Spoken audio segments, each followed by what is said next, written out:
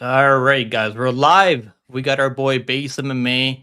Make sure you guys go check him out on YouTube. I'm sure you guys probably seen his channel and his content on YouTube before. He's gonna be breaking down this card with us. For the UFC 327, we got Prochazka versus Ulberg for the light heavyweight championship. We also got a co-main event for the flyweight title, but yeah, the UFC's like this card's too good for you guys. They're like, we're gonna move this fight to the other card. So that's kind of what happened there. But we got Paulo Costa co-main went in 2026. I wasn't really expecting that. I wasn't really expecting that, but it's going to be a fun fight, right? Because not fighting Kopylov, he's fighting an undefeated Russian who's a striker, right? I mean, Murzakanov is a striker, so he's one of the most potent strikers at light heavyweight right now. And I actually made a joke about like how Poatan ran away from Murzakanov. I don't think people like that take all that much. But we got people. We got our boy Bob in here. We got McMuffin in here. We got some people. I mean, I'm sure you guys are excited for this card. What time does this card start? 5 o'clock, I think, with the Paramount. Yeah, for me it's 3:30 Mountain Time, so probably 5:30 Eastern.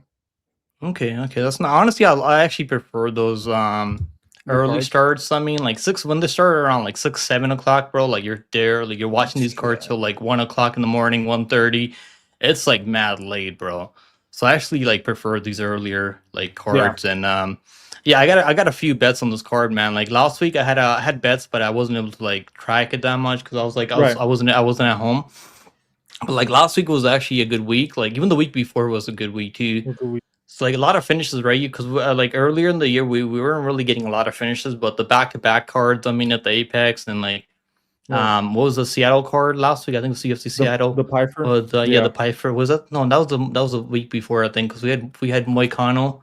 Was that was at the Apex, right? Moicano versus Duncan, I think. Yeah, that was at the Apex, and I think the one before it was in London, right? London was, I think, before the Seattle card. Oh yeah. Mozart versus Lerone. I forgot about them, and that was actually a good fight, right? People call Mozart boring, but I don't think it's boring. I just people want to see finishes right in the co-main win. We got Merv, we got Grimy in here, we got Infected, bro. Let's start this card off, man. We got like 2 hours to go till this card kicks off. We got 12 fights in this card. Let's start with the early prelim. We got Charles Radtke versus Francisco Prado. I mean, what do you think about this? You can start us off with this one. Yeah, I mean, Prado's, I think how many fights has he lost in a row now? Like 3, 4? Yeah, like he's like 1-4-1, I think. 1-4 in the UFC. I just feel like he's a little bit undersized for welterweight, and I mean he's a tough guy, but I think Charles should win this fight. I mean, I didn't do any tape study when it came to this fight. I just looked at it and I was like, Charles Radtke, I think, should take this. Yeah, the thing about it is, man, I see a lot of people making case for Prado, and I do think there's a chance, right? Obviously, like he's a durable guy. He's never been knocked out. He's never been finished by submission. Yeah. And he's got good cardio, right? He's gonna go out there, push a pace for like all 15 minutes. He doesn't really slow down all that much. But the issue is, doesn't really have good striking defense. He's super hittable. He also can be taken out. He can be controlled on the mat by guys like Technikov, who I don't really consider as a grappler or wrestler. But Prado can also go out there and wrestle, right? But I don't think he does anything when he gets people to the mat. Like he's not really gonna go for submissions or like throw ground and pound. Like he doesn't really do anything. So like that's probably the way he can win if he can keep the striking close, or like if you can catch Radtke on the chin, because Radtke's been knocked out a couple of times. But I don't know, man. I was thinking maybe Prado's gonna show us something. He's getting a little bit more into his prime now, but I haven't seen anything. Like I haven't seen anything. He's still fighting the same. Should be fighting at 155. I mean, not that Radtke's like a big welterweight, but I just haven't seen anything from Prado. I do think it's gonna be like I do think this fight goes the distance. What do you think about that? I think this fight to go the distance is a good play. I could see the fight going the distance. I'm looking at their height right now. There's no way that Prado's taller. Is he actually? No, he's probably like 5'9", I think. I don't think he's actually like, I don't know, the UFC website, they don't have the stats properly. There's no way that height is legit. I mean, I think Prado needs to win this fight probably if he wants to stay in the UFC. So there is that pressure. I think it's probably better for him if he doesn't stay in the UFC, like if he gets cut, because he's only 23 years old now. Like he's got a lot of time to get better. Because the UFC, they signed him back when he's like 20 years old, right? Yeah. But I mean, his only win in the UFC has been over. To be fair, even though he's been fighting some guys that are pretty tough and pretty technical, like Jake Matthews. I mean, Vertenikov is okay enough striker, but like his win over like Ottoman Ajartar doesn't really tell me anything. I mean, that guy is like completely. I mean, he's really bad. Ottoman Ajartar, the Potato Brothers. You know the backstory with that. The No. Potato Brothers. They got caught sneaking in steroids in at their hotel during fight week, and they were like when the security caught him, they're like, oh, these are just potatoes in the bag. That's kind of the backstory with that. That's why I call them the Potato Brothers. The Potato Brothers. Yeah, the Ottoman Ajartar and the other guy. I mean, I can't remember the other guy's name, but the other guy fights like middleweight. I think I don't even they're with the UFC anymore. But yeah, I think Radtke Blaydes doesn't make a lot of sense, bro. Because I know I know people are like, oh, he's gonna submit Prado. And there's a chance he could. I mean, his grappling is good. He's trains over there in Chicago, like with Bilal Muhammad and those guys, Bahamondes. He's got good training partners, and I've listened to Bilal's, like, he does breakdowns, right? So like I was like trying to see what Bilal's thinking about this, and he's saying like he's gonna be technical. So maybe Radtke's gonna come in with a wrestling game plan and just like mix it up, or like I'm sure he knows Prado's pretty durable, so he's probably not just gonna exchange in the pocket with a guy who has a better chin than him. I mean, I would hope so, right? So yeah, maybe a late finish. Yeah. Grimy said check Buffalo around 3 year Blaydes isn't. It's not plus 500, is it? Wait, is that really like decision or like third round or decision plus 500? That is pretty crazy if it's that. Which book is that on? Because I don't know if it's like plus 500. I've seen his decision prop like plus like 150, I think, plus 160. Yeah. I don't know if like it's like plus 500. If you're getting plus 500, I mean that's a good bet, because I don't think he's finishing Prado in the first rounds. I mean, even his last fight, he finished Franja, but that was like in the later half, right? Franja, I don't really think Franja's like that good. He doesn't have good grappling defense or like good striking defense. He's super hittable. Same thing with Prado. He's also super hittable, but I do think he's a little bit more gritty, a little bit more tougher than a guy like Franja. I think this fight goes the distance. I think fight goes the distance is honestly a good bet. It's probably going to be a little bit sweaty because they're both hittable, and they're probably going to strike with each other for a majority of this fight. But I do think the Radtke by decision, I mean, it's plus 150. Prado by decision plus 800. So that's kind of crazy, right? They're giving Radtke all the minute winning ability in this fight. I think like Prado by finish is like lined like worse than Radtke by finish, because I do think the books know like he's more durable. And if this turns into a firefight, he's probably going to be the one ending up on top. But I have to go with Radtke, bro. I haven't seen anything from Prado. He's young, so maybe he goes out there. This is his time. He shows us what he's been working on. But I don't know. From what I've seen, I just can't trust him. Or like I picked him over Jake Matthews, bro. Like I thought he was gonna win that fight. I was like, this is a good matchup for him, and he was able to get some takedowns, make the fight competitive. But he lost every single round. I watched the fight back. Upon rewatching it, I was like, holy shit, he's getting pieced up at Jake Matthews. Like he wasn't really able to do anything when he took him down. I do think Jake Matthews is a little bit better than Radtke, but they're around they have the similar skill set. Both guys can wrestle, both guys can strike. I mean, I'm spending a lot of time on this, but I do think Radtke by decision makes a lot of sense. I mean, maybe a late submission, but I don't think it's that likely. I think fight goes the distance is probably a little bit better. You don't have to sweat one guy winning on the scorecards. Fight goes the distance is probably the play here. Let's see what that line is lined at. Over 1.5 rounds, I think it's a good parlay piece, bro. Minus 200. I don't think it's that bad. Minus 200 for the over 1.5 rounds. I don't think Radtke's finishing him in the first round. I mean, Prado could catch him clean, but I don't think Prado has technique like Mike Malott or Prates, where he's going to be like landing those knees to the body and fold him in half like Prates did. I actually think it goes over 1.5 rounds, and the fight goes a distance. Plus 115, I think it's good. Plus 115 for fight goes a distance. I mean, I think Radtke's going to come in with a pretty good game plan. And if he sticks to the game plan, I think it goes a distance. We got Grimy said, read my bet. I did, bro. Is it really? Lane said Radtke by decision plus 180. I think it's good. I think that's my pick. That's what I'm picking here. But if you want to be safer, I mean, just take the fight go the distance. It's still plus 115, right? You don't have to worry about one guy winning on the scorecards. You just have to like have the fight go longer. I like the Radtke body decision. I got that with like other fighters' body decision who I don't think they can finish their opponents, like Yeah. Mederos. So I like that. I like that play. McMuffin said I was eyeing the over 1.5 rounds as well. I think it's a good spot. I do see this fight going the distance. I mean, so maybe it gets a little bit tricky later half of this fight if one of them slows down a little bit. But I honestly think it goes the distance. I like this over a lot. Let's move on to the next one. Now we got Kelvin Gastelum. I can't open his picture. I mean, I don't know. I guess they don't want us seeing like Gastelum in that physique. I don't know what's going on, bro. I can't look. I'm trying to click and I'm open this window. So it's that's not the opening. UFC website in a nutshell, bro. What is it? $9 billion company now, and they haven't fixed this shit. It's crazy. Website, bro. Like whoever's running this is like, I don't know what they're doing. They gotta pay me. I'll run this website better than they're running it right now. But yeah, what do you think about this fight, man? Gastelum, Luque is moving up to 185. I know Gastelum's fought up at 170 before against Brady a couple of fights ago. But yeah, Luque, like, is he completely washed? I mean, it was a long ago when he dropped Grimbo and caught him in that door choke, right? I mean, that was prime time Luque showing up for that Grimbo fight. But what do you think about this one? I mean, I don't think he's gonna hurt Gastelum the way he hurt Grimbo. That's like where the difference is, right? So. I think Kelvin is way more durable. I do worry a little bit about the volume. I could see Luque maybe landing kicks. Maybe Kelvin's a little bit too hesitant a little bit early on. I could see it being kind of close. But, I mean, Kelvin Gastelum, I think he should be able to knock him out. I think. Yeah, I agree with you, bro. I like the KO. I know people. I think the only reason people are not betting Gastelum by KO is because Joe Alvarez wasn't able to finish him, right? I think that's kind of what the recency bias.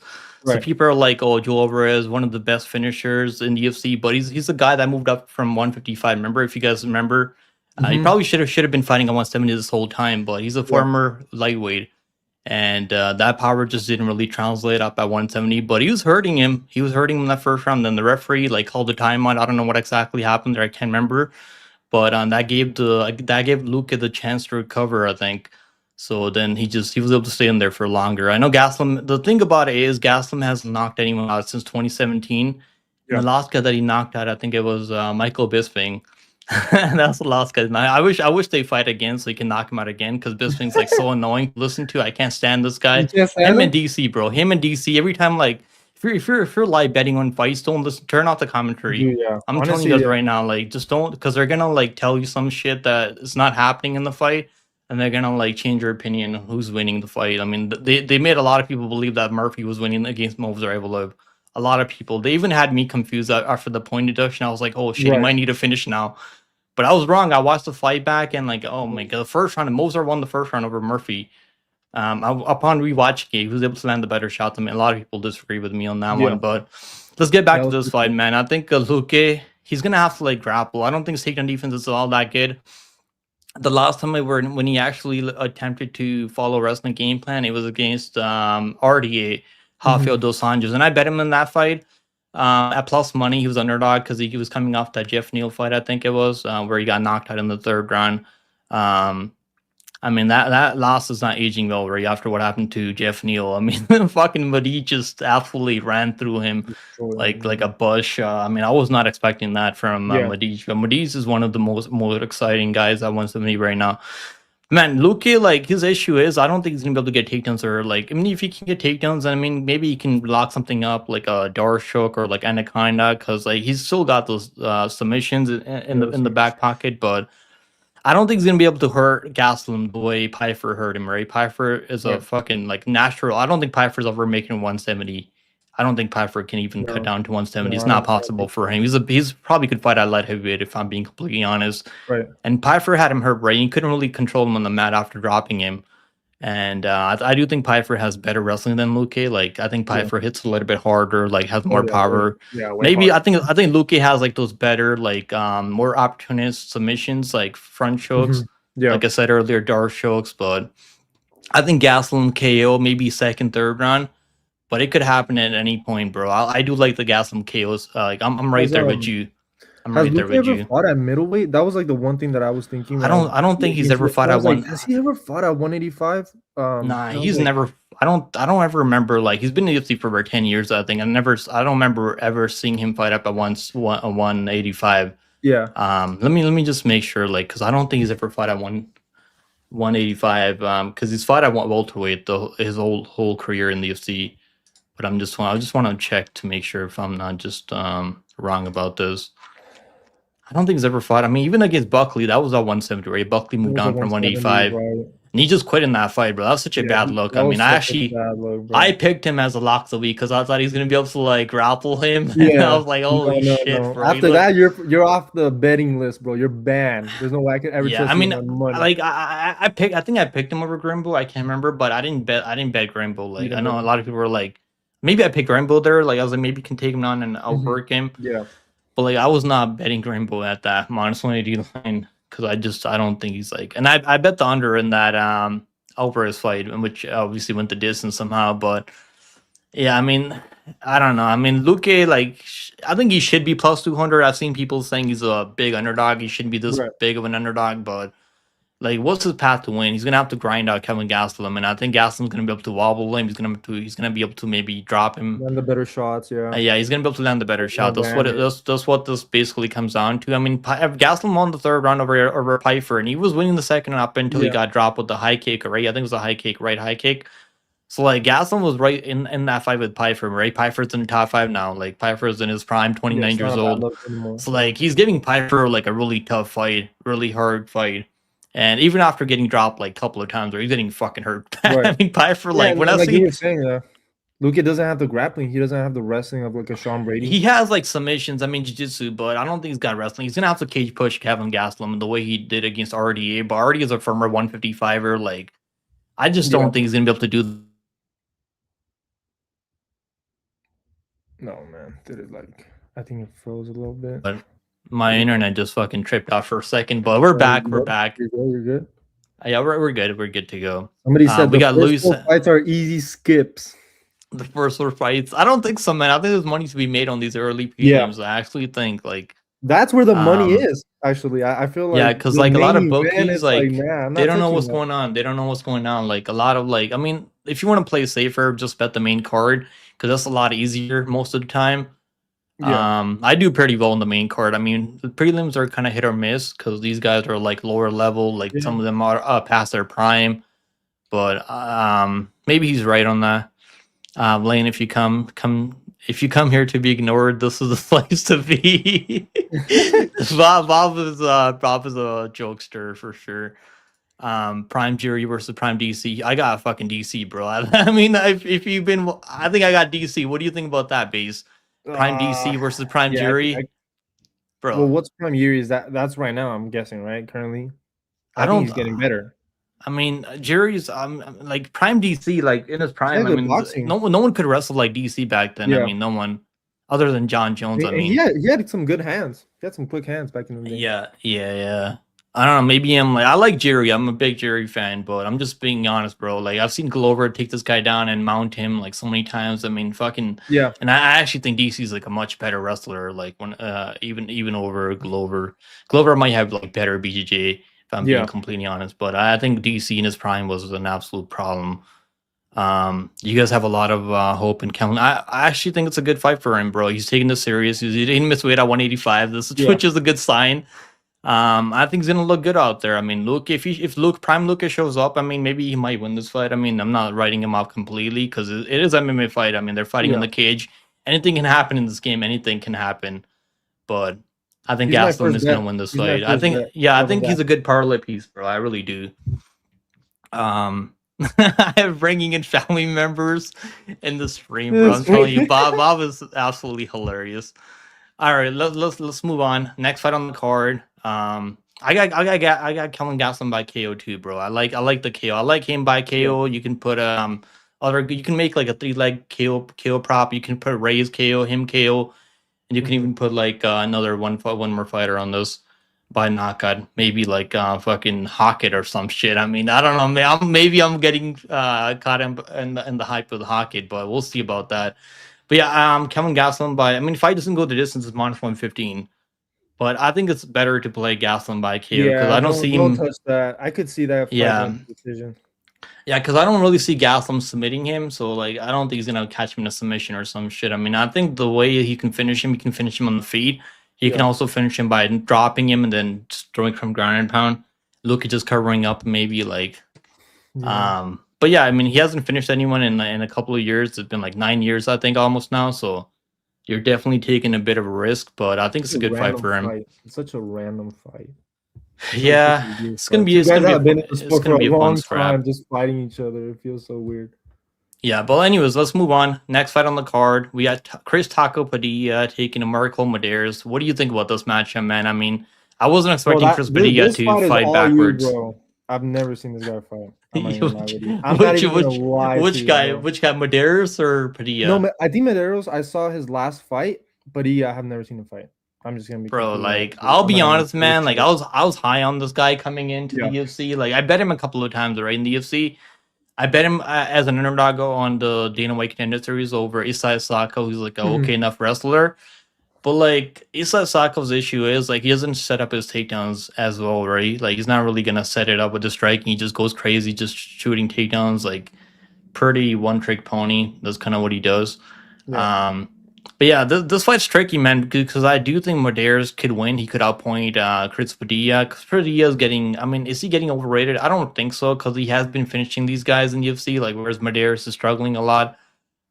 He's making a lot of mistakes, right? Mederos, I still think, is kind of green. And he's making mistakes, but he is getting better. He's training at MMA Lab. Yeah. I think Mederos, like, I don't know, man. This one's tricky. I haven't bet this fight, because it is tricky. I do think Mederos, who Padilla, yeah, he missed weight too. He missed weight, so he's gonna give away 20% of his purse. Yeah, and he can't get a bonus either for finishing this fight, or even if it's fight of the night, they're not gonna give him a bonus. So that kind of sucks, right? Because he said after his last win over Isma Bonfim, I think he used like asking the UFC to give him a bonus so he could buy his mom a house. Yeah. So it's kind of crazy, bro. You gotta make weight. You can't miss weight. I mean, you're definitely not gonna get a bonus even if you ask the UFC for a bonus, they won't give you a bonus, right? That's kind of like what you can't. It's something you can't do because they don't give bonuses to guys that are asking for a bonus. I don't know why. I guess they just don't want people asking them for a bonus. Well, at least they're getting 25K, but I don't think he's gonna get that either, right? If he finishes this fight, I don't think he's gonna get that either. But yeah, back to the breakdown. I'm picking Chris Padilla, but I am kind of worried, man. I'm kind of worried because Mederos, if he doesn't stay in the pocket too long with Chris Padilla and eat a couple of those elbows or like those knees to the body, because Padilla, what he wants to do, if he can like land shots on you as you're coming into range, he kind of wants you to like press you up against the fence and grind on you, land some knees to the body. Like that's kind of what he wants to do. But I do think Chris Padilla has a grappling upside, so that's kind of where he gets a little bit tricky. Even though Mederos has shown okay grappling defense, but he still makes a lot of mistakes. He gives up his back when he is grappled. Like he'll turn away from you, give up his back, and let you climb, get that body lock in. He's done that a couple of times. He did that against Austin Hubbard in the second round. He did the same thing against Choinski. I do think Choinski's a much better grappler than even Austin Hubbard or maybe even Chris Padilla, but Chris Padilla has the ability to take your back and he's really good at locking into that rear naked choke. He's done that against James Blunt top. So that's where it gets a little bit tricky, man. I mean, I'm not betting Chris Padilla at minus 160 or minus 180 because I do think the underdog is super live and it's a 50-50 fight. Yeah. But based on my who I think has more ways to win, I think Padilla can also win a close decision. That's probably going to be close, split even 29-28 type of fight if it goes the distance. I do think this fight's going to go the distance, but I do think Chris Padilla has the finishing upside. So that's kind of what I'm going to do with this one. I'm going to pick the guy who's more dangerous, who can land an elbow, cut him open. That's going to be better for the judges, visual damage is always better when the fights go the distance. And I also think Chris Padilla has the ability to cage push him a little bit because Mederos does get cage pushed. I mean, he's pretty good at breaking away from the clinch sometimes, but he does let people hold him up against the cage, control him there. I'm gonna go Chris Padilla to win, maybe a late submission, but I'm not confident, bro, because I do think Mederos is training over there in the lab. He's definitely getting better, training with those guys like Mario Batista, those other Sean O'Malley, even Marcus McGee, even Tommy McMillan. He's right there too. So he's got good training partners. But I do think he's kind of green. And Chris Padilla has been looking much better in the UFC. He's been finishing fights. I mean, even though Isma Bonfim is a bit of a quitter, he's a quitter. And Jai Herbert fight was super close, but upon rewatching that fight, I do think Padilla definitely won the fight unanimously because Jai Herbert just wasn't really doing a whole lot. And that's kind of, I think, similar. Mederos is similar to Jai Herbert, where like they don't really throw a ton of volume, and the fights play really close when they go the distance. So I think this fight could go the distance. So over 2.5 rounds is honestly not that bad. But if anyone's going to finish, I think Chris Padilla. I think Chris Padilla is like minus 160. Mederos is plus 130. I mean, the line was like Chris Padilla was like over minus 200 at one point. Obviously, money's been coming in. Mederos is undefeated in the UFC, but it could be maybe Mederos goes out there, looks really good, or Padilla makes it really scrappy. And I think Padilla is going to make it scrappy for sure. And he didn't have to cut weight either, right? He missed weight, so that's probably going to help him with his cardio. Yeah, Crimey said Padilla round 3 or decision. Honestly, yeah, just take the money line. I mean, just don't play that round 3 or decision prop if it's like similar to the money line. But bro, I don't want to bet Padilla minus 160. He's been underdog every time in the UFC. He's been underdog in that his Bonfim fight. He's been underdog all 4 times in the UFC. Now he's coming in as a favorite over undefeated guy. I mean, not an undefeated. He lost once, but Mederos is a good prospect. I think he's got good cardio. He's got nice low kicks. And he's pretty durable, so we'll see what happens. I mean, but I'm gonna go Padilla by decision. I think it's gonna be like probably like split. But maybe you could finish him late by submission. I mean, I didn't play the submission because I don't know if it's like if he takes his back, there's definitely a chance. But it's not really that great. I mean, it should be higher. I think the submission prop, but they know he's got the finishing upside. But let's move on. Next fight on the card, we got Tatiana Suarez taking on Luque Godinez. I mean, this is Patchy Mix's girlfriend, bro. Patchy Mix. If we're gonna see the same thing happen to Tatiana Suarez, what we've seen with Patchy Mix, he goes out there and Ryzen in Japan and gets knocked out cold by a 19-year-old guy, 19-year-old fighter. I mean, that's just embarrassing, bro. So I got PTSD from that because I really do want to bet Tatiana Suarez. I really do, bro. Because like if you look at the last couple of women's MMA fights, like let's go back to the Lemos versus Robertson, right? Yeah. So I picked Lemos, and she won the first round, right? But eventually she started getting taken down. Let's go back to the Wordnow fight last week, right? Wordnow versus Ricci. A lot of people are like, oh, Ricci's going to be able to fucking, like, she's going to be able to dance around. She's got good takedown defenses. So people are like talking about how Robertson wasn't able to take down Ricci. That means Wordnow can't take her. And I was like, bro, you guys are fucking crazy. Because Wordnow, like, she's much more physical. Robertson has shitty takedown defense. Doesn't have, like, she has shitty wrestling. I mean, Robertson is not a good wrestler, which is why I picked Lemos to beat her as an underdog. But like that was a close fight. That was like a 29-28 fight. Could have gone either way for Lemos. Wasn't being stupid, pulling guillotines and shit in the third round. Yeah, because I bet Robertson and I was shitting bricks in that fight. I was like, yeah. So the first round he wasn't getting any takedowns, and then fucking like, Lemos was getting a little bit tired. That's kind of what happens with WMA. So like, I should have probably picked Robertson, but I couldn't pick her at minus 270 or like wherever the line was. It was crazy, bro, before the fight. I mean, like she should never be minus 230 over anyone, I think. Yeah. But anyways, let's go back to this fight. I think Luque Godinez, I mean, everyone knows he's a better striker, but I don't think he has the punching power to like really keep Tatiana away. And that's kind of what this is going to come down to. And I think Luque does make mistakes when he's on our backs. He'll go for like leg locks and shit. So yeah. I think Tatiana's gonna win. I haven't bet her because I am kind of worried about the judging. Maybe if this goes a distance, I do think Tatiana has the ability to find a submission or ground and pound because she's a very physical girl. I mean, look at her. Her fucking face is like her face is enormous, bro. Her chin's like she's got that American dad chin. She's not getting knocked out by Luque, bro. I mean, Zhang Weili could knock her out. Zhang Weili was landing. Oh, cut off a little bit. Let's see. Bro, my fucking internet's like I'm gonna have to reset it later. But anyways, I'm gonna go with Tatiana by decision. I don't think she's finishing her. I think she's just gonna hold her down. It's gonna be one of the worst fights on this card. And I think maybe they give it to Luque if she lands a little bit more volume and Tatiana just isn't doing any damage. Right. But I do think she's gonna land some shots from top. I mean, Lemos. I mean, I know people are like, "Oh, she looked really, really bad against Lemos in the third round," but Lemos has insane power, bro. Lemos actually has knockout power, and she's also pretty physical too. Luque's been looking good. I mean, but like every time she takes a step up in competition, she's been losing. Right? She lost to fucking Angela Hill. She lost to like other girls. She had a really close fight with the like. I mean, let me pull it up just to make sure the fight that I'm referring to. I didn't watch a lot of tape on this one because I don't really give a fuck. Dude, the But tournament MMA, bro. yeah, it's you never know what's gonna happen in these fights. I mean, it's probably gonna be a split. So maybe just bet fight goes to split. But yeah, let's move on. Lane said feels strange with the NBA Yeah, go. today.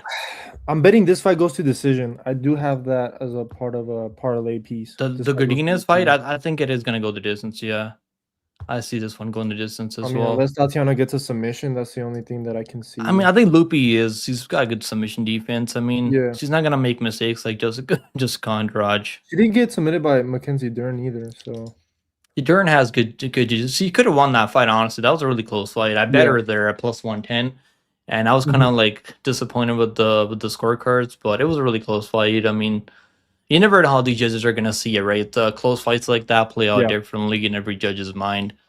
Yo, Bob, it's your birthday today. Yo, happy birthday, Mr. Happy Bob. birthday, Mr. Happy Bob. birthday, Mr. Bob. Let's go. McMuffin said Patchy and Suarez would make That's his Rosa for Junior. real. Oh my god, with the chin, Ray. I know what you mean. Quagmire, Suarez. I mean, her fucking chin's wide, bro. People find her hot. I don't like girls like that look like that. I don't know. I don't like girls with fucking wide ass chins. Like she's got a more masculine chin than I do, bro. Look at my fucking chin. I Dude, mean, me what too, the bro. fuck? I don't want nothing with that. Anyway, I mean, she looks okay enough. I mean, Loopy's like my type. I mean, Loopy, you know. But anyways, let's move on. That's the breakdown. Let's move on to this fight: Mateusz Gamrot versus Esteban Ribovics. What do you? You got to start with this one, bro. What do you think Dude, about this fight? I've been going back and forth. So initially I had Gamrot, and then people are starting to convince me that maybe Ribovics with the boxing, the striking. I just think Gamrot's fights, bro, like he's like the most underrated and overrated fighter at the same time. Like when he fights like top level competition, very Yeah, overrated. When he fought Dariush, when he fought Charles Oliveira, but then it's like when he fights like this step down in competition, he's like underrated. It's like yeah, he's got such a weird career. But I'm gonna stick with my initial pick. I think Gamrot's gonna be able to get the takedowns, control. I am worried about the striking here. His fights tend to get close. And Ribovics, I mean, dude knows how to mix it up. He knows how to mix it up. yeah. He's a high volume striker. That's where it does kind of like it gets a little bit tricky because Gamrot doesn't really finish a lot of people, and if it No, goes he to doesn't. distance, it's gonna be fucking control versus striking stat. I mean, significant strikes. It's gonna come down to the volume, how the judges are gonna see this fight. But Yeah. honestly, bro, like I think Gamrot's gonna win. He's gonna win this fight 30-27. Maybe I'm crazy for that. Maybe I'm crazy because No, I was I can leaning see that. towards I could I can because see I was that. leaning towards early in the week. I was like 29-28 Gamrot by a brutal Right. 29-28 decision. But the more I think about it, bro, like let's go through Gamma's record, right? I mean, his only like suspect loss was to Dan Hooker, a fight that he should have honestly He should won. have won. Yeah, I thought he won that fight. He should have won that fight. But I mean, Hooker's been. I mean, say what you want about Hooker, right? Like, I don't care about the outside the cage stuff. You can do whatever the fuck he Right. wants. But he's a good enough Hooker's fighter, like bro. a He's range he's fought everyone in the top 15 pretty much. Like he fought Yeah. Islam, he fought fucking Dustin Poirier. That was a war. I mean, with Dustin Poirier. So like, and he was giving Benoit Saint-Denis a hard time up until he started getting taken out. But I think Gamrot, bro, like he's not like his Gamrot's like he's getting up there a little bit now, but Yeah. like if you really go through his losses, right? Like Charles Oliveira, I mean Charles Oliveira is a fucking beast. I mean, no one's gonna fault Right. anyone losing Charles Oliveira. I mean, Charles Oliveira almost beat Armin Sarukian by submission in the first round. So no shame in that. I mean, lucky for Armin, his short got stuck in that choke a little bit, so he's able to get some air, I think. So like Oliveira wasn't able to get the grip on it all the way. But yeah, he lost to Dariush, but like you know what Dariush is? He's a Nogi world champion. Like he's not a guy. Dariush hooked on Oliveira, bro, in the first round. Like he was controlling Oliveira in the first round. Dariush has really good wrestling. He beat Moicano. I picked Dariush to beat Moicano because I was like Moicano's probably even if he drops him, I was like he's not gonna finish him because he's not gonna submit Dariush. Yeah. And that's kind of what Moicano does, right? Like he drops people, then he jumps on their back, and he'll choke you out, right? Even you're like kind of disoriented.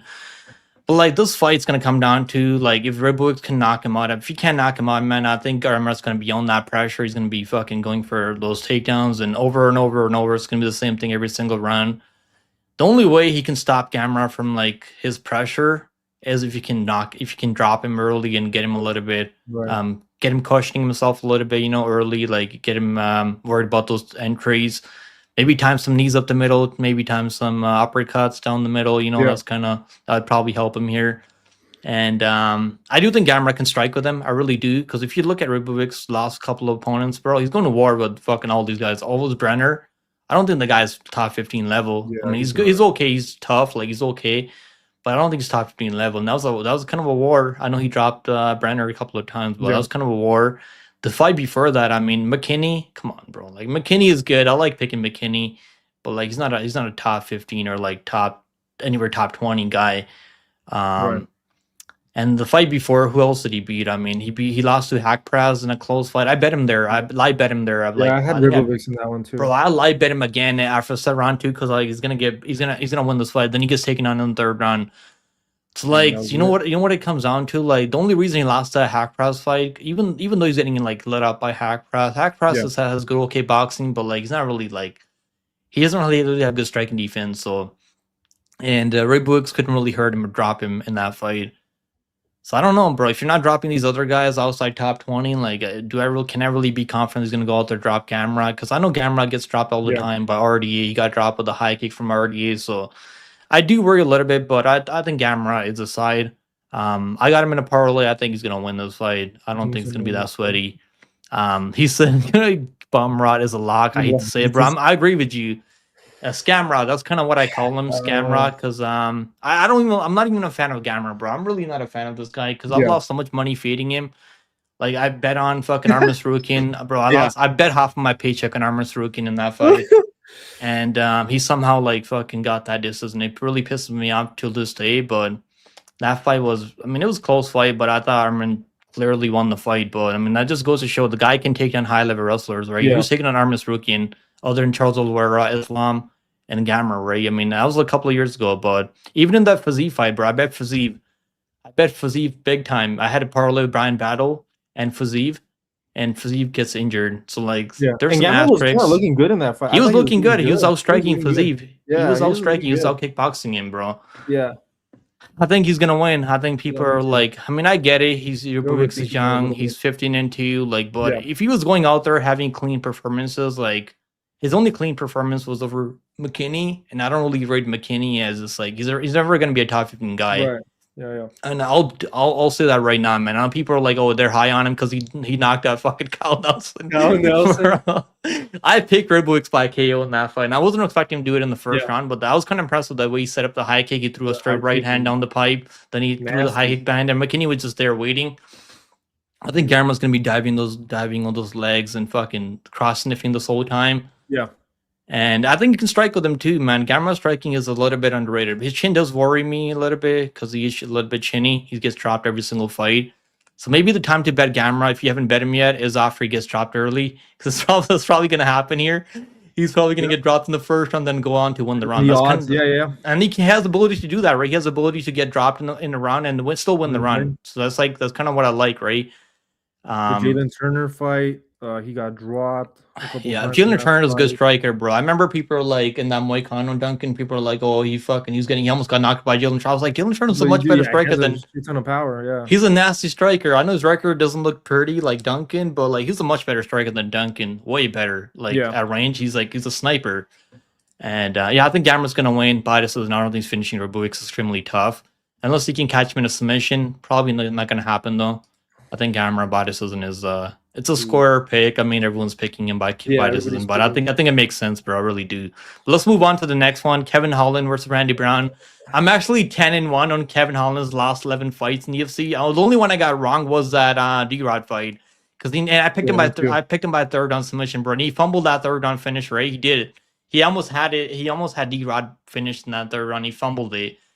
But yeah, what do you think about this one? It's a tricky one, right? It's a really this tricky was a tricky one. I mean, it's kind of a mirror matchup here. Two long rangy guys. Dude, I just can't trust Kevin Holland, bro. He's banned, bro. I never betting on Kevin Holland. Just a guy. You just never know who's gonna show up, bro.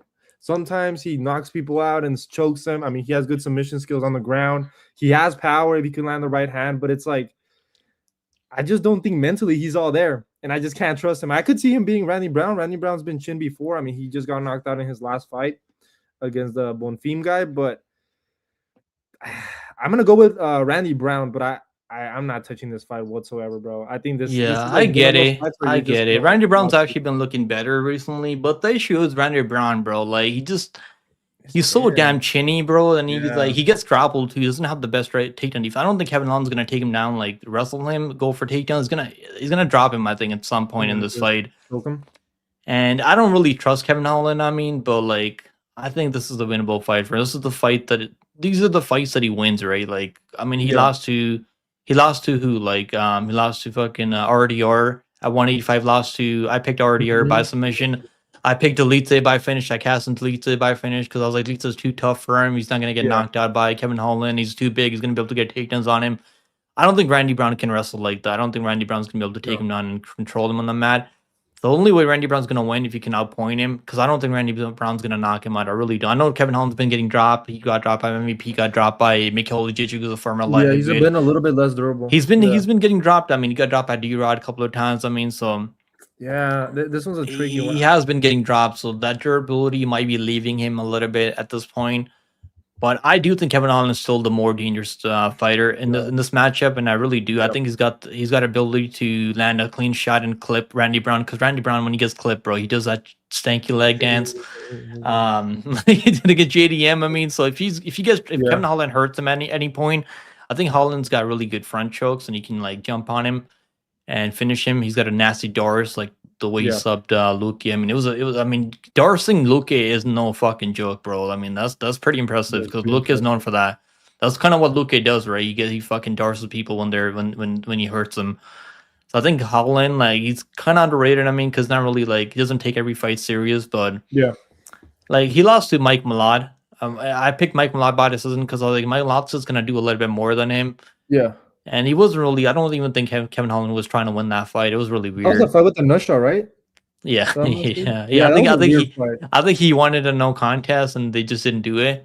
That's kind of what I think. That's what I mean. Like, there's always some weird shenanigans going on with a Kevin Holland fight, and that's why I'm like, dude, I'm staying the fuck away from this fight. Yeah. I mean, I haven't bet this fight. I think the under 2.5 rounds is honestly not bad because I do think we're gonna get a finish here. I lean towards Holland being the one getting the finish, so that's why I'm picking him here. But like, I'm not telling anyone to go out there put your house in Kevin Holland. The guy's got 15 losses. I mean, but he's minus 115 now. I think the line's flipped now. Yeah. Time to bet him was that plus money, but I missed a chance to bet him at plus money. It's minus 110. I mean, I don't know about that now. But I do think he's got ability to knock him out or finish him by submission. So I'm going to go Kevin Holland by round 1, round 2, maybe like a round 2 finish. Yeah. I don't know. This thing isn't working. I'm trying to see if I can open up the props here. Look at the money line for fight doesn't go the distance. At the app I'm looking at, minus 117. That's pretty good. Yeah. I'm trying to open this. I don't know. It's like this website's like, okay, there we go. Let's see. So fight doesn't go distance, minus 110, I think. That's good. I like that.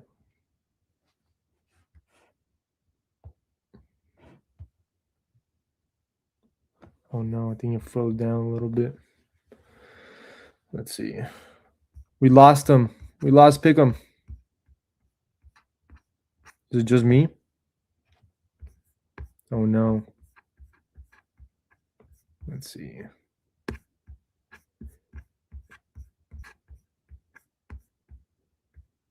Back. My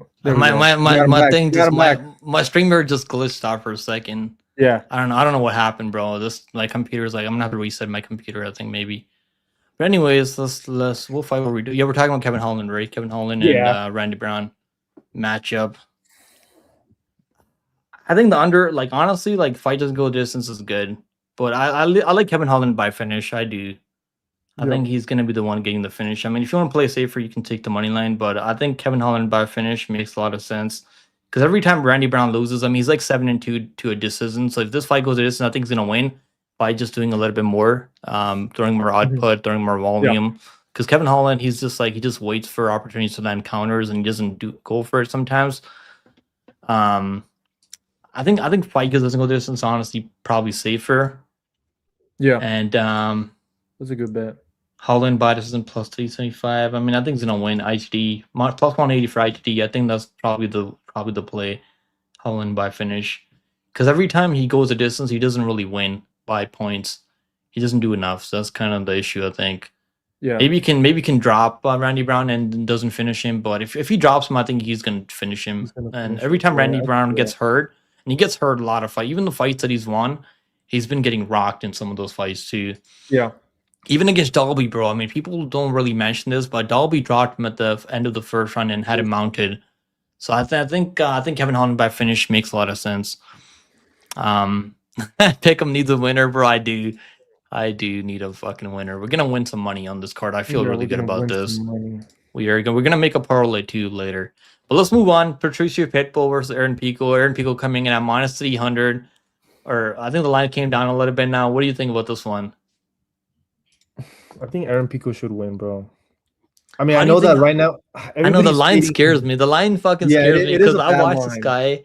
I watched this guy in Bellator get knocked out cold by people that shouldn't be knocking him out. Even Murphy, right? So like, the guys that are knocking him out, they're good strikers, right? Don't get me wrong, they're really good strikers, but like they're not really known for knocking anyone out, right? Murphy, even Adam Borbrix, who's a point striker in Bellator, like PFL now.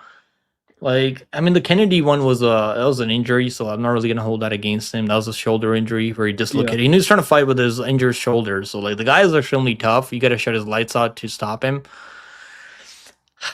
How does he win? Because I think Pitbull's pretty tough, man. I don't think he's gonna finish him. That's the thing. Like, I don't know if he's. I mean, he could finish him. Pitbull's been hurt before by AJ McKee. He got clubbed and stopped by AJ McKee. I remember. But like, he's not really. I mean, he got finished in Ryzen, like by a really good striker. I can't remember his fucking name now, but like, he's not really. He's only been finished twice, right? I think Pico. I picked Pico in my breakdown too because I think he's got better wrestling and like better process. He's gonna throw more volume. I like the way he digs to the body too. Like he's got really good body shots. Yeah, he has better shot selection. But like, I don't know, bro. I don't know if I can't trust him at minus fucking 300, minus 270. I just can't. He might go out there look like a lock. He might knock out like fucking Pitbull in the first round. Pitbull's almost 40 years old, but I just can't do it, bro. I think he's gonna win by decision. I don't know why I have this feeling. He's not gonna finish Pitbull. Because I could see Pitbull like catching with a counter, and then Pico's like, because every time Pico like gets knocked out cold, he comes back and he fights really smart. Like that's kind of what he does. Let me look at his because every time like he comes off a knockout loss, then he fights a little bit safer. So if you look at his like that, he fought some. I mean, he's not. The thing about it is, he doesn't have any good wins on his record, bro. Like he hasn't beat anyone who's actually like a good opponent. Like he hasn't beat anyone. Like that's kind of what I struggle with, right? Because like when he came into the UFC in his debut, people are like, "Oh, he's a lock. He's the best fighter ever signed from PFL Bellator. Yeah. Let's make him minus 200 over Murphy." And I was like, "What the fuck?" Dude, I bet Murphy on that. That was me too. Money. I was like, I wasn't expecting Murphy to knock him out the way he did. I mean, but I should have seen that coming, right? Because he's so reckless. Like when he closes distance on these guys, super reckless. He doesn't really cut angles. Like he's just gonna. And he was just standing there, right? He's just like with his hands on, he's just closing distance against Murphy, and Murphy set him up really well. Beautifully, Tristan said, "Crazy that Pico is the biggest favorite on the card." Yeah, I don't know what the hell's going on with my stream birds. Okay, we're good now. It's like bugging all. It's like bugging out a little bit. I'm gonna have to work on this. Battle of the Bellator bums, but Pico gets the KO here. You think he's gonna get the knockout here? I hope so. I mean, for his stock, bro, he's got to go out there like look good, right? Maybe if he goes out there and knocks out Pitbull, then people are going to be like, oh, maybe he probably was going to beat Murphy if he didn't get caught by that spinning back fist. And that's kind of what people think. I mean, he looked good in that Murphy fight. I mean, he's going crazy. Yeah, he did look good. He looked like a world beater. And then he looked good. He was getting takedowns on him. He was landing body shots. I mean, Murphy was like fucking putting it on him. But the thing that scares me is that he's super hittable. Like he doesn't really like. He doesn't respect his opponent's like ability to knock him out. That's kind of what I think happens with him sometimes. But he should win this fight. He should be able to win this one. I think the under 2.5 rounds is honestly like the better play here, either way. Yeah. Because I do think Pitbull has the power to clip him on the feet or like hurt him. I don't think Pitbull's gonna submit him. That would be kind of crazy, but Pitbull could hurt him and then catch him in a submission like a guillotine. He used to have nasty guillotines in his prime. And Pitbull has a much better resume. I mean, he's 40 years old, but he's got a much better resume if you look at his record. he's beat guys that are actually like okay, you know. Yeah. Like AJ McKee, like fucking Chandler, Michael Chandler. I know his stock's like in the shitter right now, but he's actually like a good opponent. Michael Chandler back in his prime. That was in his prime. Yeah, he's in his prime right now. But anyways, let's move on. I'm going Pico, but no, I'm just not interested in betting or paroling him. I know people like him as a parlay piece, but nah, I can't do it. I can't trust him as a parlay piece. But yeah, what do you think about this next matchup? Cub Swanson versus Need to Train. Man, that's a tricky one. I want to pick Cub Swanson, but he hasn't fought in over a year. I think fixture. I think you gotta fix your mic. I don't know. It's like bugging out a little bit. Maybe it's my internet. Okay, we're good. We're good. Is it better now? We're good now. Yeah, it's better now. Now. Yeah, because I was like, it froze a little bit. Yeah, just like maybe it's connection. I don't know. Maybe it's the StreamYard setting. Matt said, what's going on, Matt? He said, I've always heard you should follow the money. Money keeps coming in. Reyes. Yeah, bro. I like Reyes a lot. I already bet him at -120. I mean, we'll talk about the fight later. But I don't know. Maybe it's my computer right now. I'm gonna have to like maybe get a new CPU or something. Because I haven't had these issues. Maybe get an update. Maybe it's like bugging out a little bit. Maybe I think it's software. Maybe. Let me see. Okay, we should be good now. I don't know why this. Yeah, okay, we're good. It's just the software. I think StreamYard is like bugging out a little bit right now. Maybe I gotta go live through OBS next time. Yeah, OBS. Yeah, OBS is like so straightforward. Just saw the Pawn Star Chin meme. Reminds you of P. Man, I saw Reyes -1. Oh, bro, I bet him. I seen him at -120. I was like, oh fuck, I have to bet him here, bro. Like this is a good spot for him because like because Walker, like he's crazy, bro. He's like so dynamic. So it does worry me. Maybe catch Reyes with something crazy, something goofy. But like Reyes is a much better counter striker. That's what he comes on. Now he has really good takedown defense. So I don't really see Walker having any grappling success. Let me see if I can open this here. Like I might have to go to Tapology. Because like I don't know the fucking $8 billion company, they can't fucking have their website working properly. But let's talk. Let's go on this one maybe. Bro, I hope this I'm gonna have to fix my stuff like before I go live for this card. Because like I don't want it to be bugging out when I'm watching the fights. You know, it's gonna be annoying. Yeah. So maybe it's just my side. Let me exit and come back in here. Give me a second. I mean, like, see if it fixes it. Let's see. Let me see. Maybe. This is what happens when you build your home computer. Matt, I saw Reyes at -125 last weekend, and it was the line that stood out to me of all the fights. Yeah, I think Reyes should win. -125.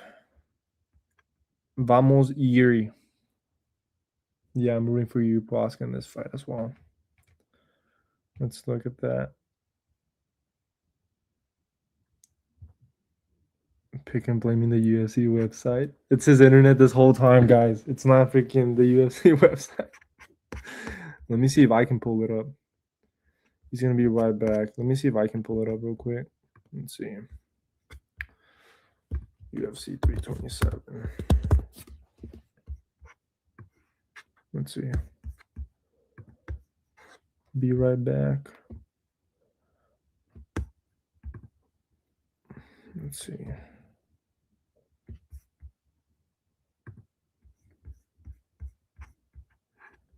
He's resetting his PC real quick. So, I mean, just ask some questions in the chat. Let's see what we could talk about. Basedmma, are you betting on this card? Absolutely, man. There's a lot of money to be made here for sure. A lot of money to be made. The parlay that I posted was Kelvin Gastelum and Charles Radtke. Let me see the odds for that. Mine plus 107. Good thing we did a run through before. Let's see if we could bring him back. Yuri, please don't get knocked out. Scary fight. Okay, we should be good. Should be good now. I just have to restart my PC, bro. I hope I don't have any issues anymore. No, you're good. Pico was gone for 3 weeks. 3 weeks. I don't think it was 3 weeks. Maybe like a week. Didn't seem that long to me. But yeah, let's move on. What fight are we on right now? On the Cup Swanson, right? Yeah, Swanson, Nate the Train, baby. Nate the Train. Nate the Train in the UFC, bro. This would be horrible for him if he loses to a guy retiring who's 40 years old. But what do you think? What are you picking here? I think Cub Swanson's a better counter striker.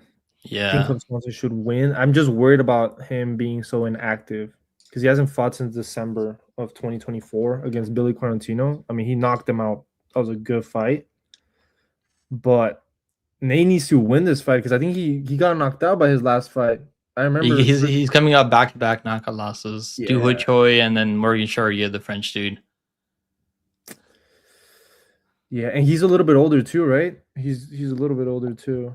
Who Nate I think he's like 37, so he's not really that old, but he's taking a lot of damage in UFC because every time he's losing, he's getting finished. I mean, even the fights that he's winning over, like the fight over Anama, that was a war, right? So like, he has been taking a lot of damage. So are you betting on this fight, or like are you betting on I actually bet on the 42-year-old. I think he's gonna win, bro. I agree with you. I think he's a much better counter striker. Yeah. I mean, other than him like retiring, which sometimes these guys don't really try and they'll like look for a way out sometimes. But I don't think Cup's that type of dude, bro. His team's been on fire. If you go back a couple of weeks back, like Danny Silva, big underdog cast for us. Oh yeah, I know you were on it too, right? You were on it too, bro. All the sharps were on Danny Silva. A lot of people were like getting in that. They were getting caught up in that Campo hype, but I knew Cub Swanson and his team they were gonna have a good game plan for Danny Silva, and they did, right? They're not. These guys are not easy to grapple. That's kind of the thing. And then they have good strike and they have good chins. They're pretty durable. I think Nate's Train's gonna have to hurt him to the body, or like just put the pace on him. I mean, he's gonna have to go through some adversity early, because I think Cub Swanson's gonna be too clean for him. Yeah. He doesn't look like he's slowing down even at 42 years old. I don't think he's slowing down all that much. He's still got it, right? Because if you remember, like that Quarantillo fight, he's supposed to. That was his retirement fight. Yeah, remember that? That was supposed to be his retirement fight, and the UFC's like, "Oh, we'll give you one more fight if you come back." And I'm sure that he's getting paid probably like $250 or like $300K or $400K, just to fight, because like he's been in the UFC forever. He's probably getting close to like $500,000 or like. Around there. I mean, it's got to be around there. I mean, he's beat Charles Oliveira. I think he's beat and Dustin Poirier, like he beat Du Choi, like So he has I mean, like I mean, he got folded by Giga. I mean, that was Giga in his prime with that Giga kick. Well, that can happen, right? I think Giga would probably do the same thing to Nate. And if you really look at Nate's record, he's been knocked out by people that shouldn't be knocking him out, right? I mean, fucking Jai Harper. What's his name? Good with Burns' brother, Bert. I can't fucking remember his name, but you guys. Twitter? Yeah, the guy who's a gas bag. Like he's only got gas for like five minutes. And then bro just Herbert Burns. I think his name is Herbert Burns. I mean, he knocked him out with a flying knee, and I think Julian Rosa almost also knocked him out. I think with something like he's prone to getting hurt, and that's kind of what his style is based on. Him taking damage early and then coming back and getting a little bit tired. When guys get a little bit tired beating his ass early, they fold to his pressure. Yeah. But I think Cub Swanson's got too much experience, and he's been in the game too much, such a long time, so that he's not gonna come to that conclusion. I really don't, bro. I don't see Cub Swanson like just quitting out there in the later rounds. I mean, it could happen. Nate's one of those guys that's still super hungry. I mean, so it could happen. But like, where's his confidence gonna be after getting finished back to back? Yeah, I don't know. Like, and even in that Jamal Emmers fight, I picked him there. I bet him there over Jamal Emmers. And it wasn't looking good. It wasn't looking good against. Was it Jamal Emmers? I think it was Jamal Emmers. Where like he knocked him out in the first round, but Jamal Emmers wasn't really fighting smart, right? So I think Cub Swanson. I mean, I got plus 125 on him, bro. I feel good about that, but I do worry a little bit. Because everyone has seen his own Cub Swanson. Normally, I don't like that when everyone's on the underdog. It normally doesn't pan out. But I think Cub Swanson being the much better technical striker. I mean, still like he's not the one getting finished back to back. Right? Even Andre Fili. I mean, that fight you can make case for Cub Swanson winning that fight. I think he won that fight, even though I picked Andre Fili there. Beat Hakeem Dawodu. That was a close fight. I mean, so he's fighting close. I mean, it might be close if it goes the distance, but I think Cub Swanson has the ability to hurt him, drop him, or finish him. And Nate's gonna have maybe some grappling upside here, but I Yeah. don't think his wrestling is like that crazy. He normally starts like grappling people when they get a little bit tired, like the Klein fight. Yeah. I'm going Cup Swanson by KO in the second round. I think he's gonna find some openings and put him away. So I'm getting KO'd by Herbert Burns is Yeah, it's horrible. I pretty mean, yeah, horrible, I bro. mean, That's getting freaking subbed by horrible. Herbert Burns in the first round is forgivable because he's a grappler. But yeah, but KO by him, dude. the question is it Cub round 3 or decision? I think Cub money line, bro. I just like the money line. You could do it at any point, honestly. I think if it goes to the third round, I mean, it's gonna be more life for a finish.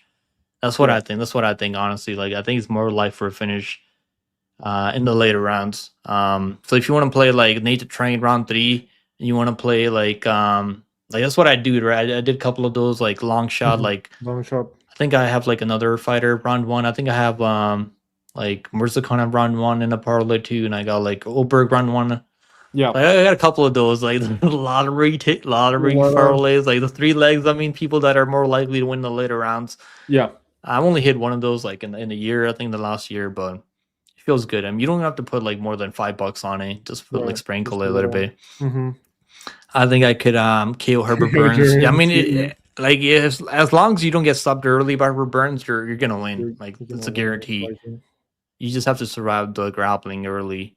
But anyways, let's move on. I think this fight is gonna be a finish. I do see a finish here. I mean, though, just stylistically, the way they both go out there and fight, the way they both go out there and compete, it's gonna end in a finish, I think. So I like the fight doesn't go the distance too here. That's what I bet on.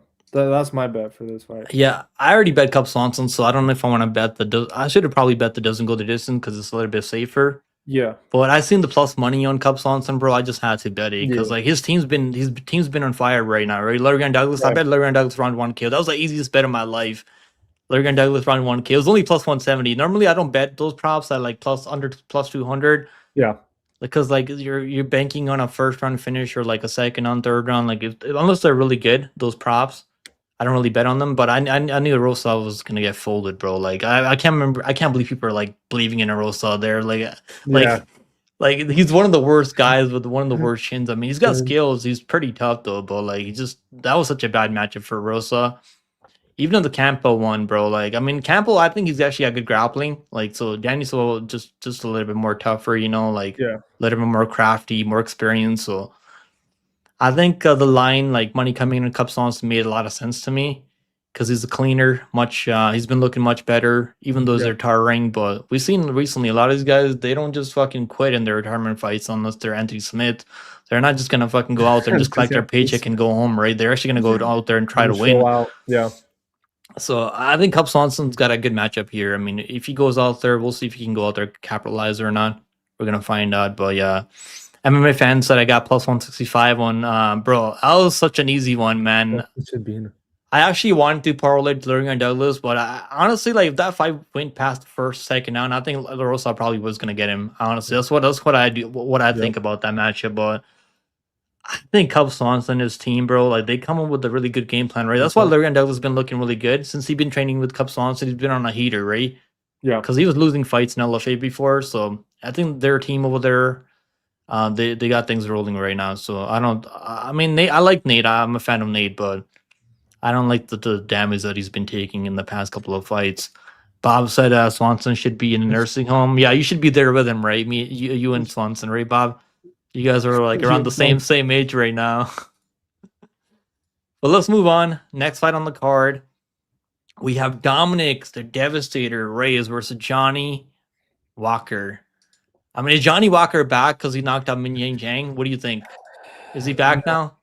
I don't think so, man. I think Dominic Reyes is just a cleaner striker. I think he has a better boxing. I think he's more likely to land a shot, but it's like, dude, it's whoever lands first. Like Johnny Walker can throw some crazy shit, and then you see Reyes on the ground. So this is one of those fights too where I'm like, I don't know if I should just go with Reyes. Everybody's betting Reyes. I see everybody. I bet Reyes, bro. I already bet Reyes minus 120. Like it's like a little bit of a trap. Like it's a little bit of like. It is risky though, right? But I think the only reason minus 120 is because Chin's a little bit suspect. If his Chin was good, I think you'd be like minus 250 here or minus 200, at least minus 200. That's kind of what I think, bro. If his Chin wasn't that like completely does. Right. To be fair, Walker doesn't have like the best defense when it comes to striking, and I just don't feel like he's like he's not crisp and like he doesn't have that finesse of like a Carlos Ulberg to catch Dominic Reyes coming in. I don't know why he came in at Ulberg like that. That was so he was just standing there, bro. Bro. He was just standing there, like basically waiting to get knocked out. But I think Reyes should win this fight. I just don't know if I'm gonna bet it. I mean, the line's getting crazy now. I wouldn't bet him at minus 150 or minus 160 now because like you're taking more risk at this point. Yeah.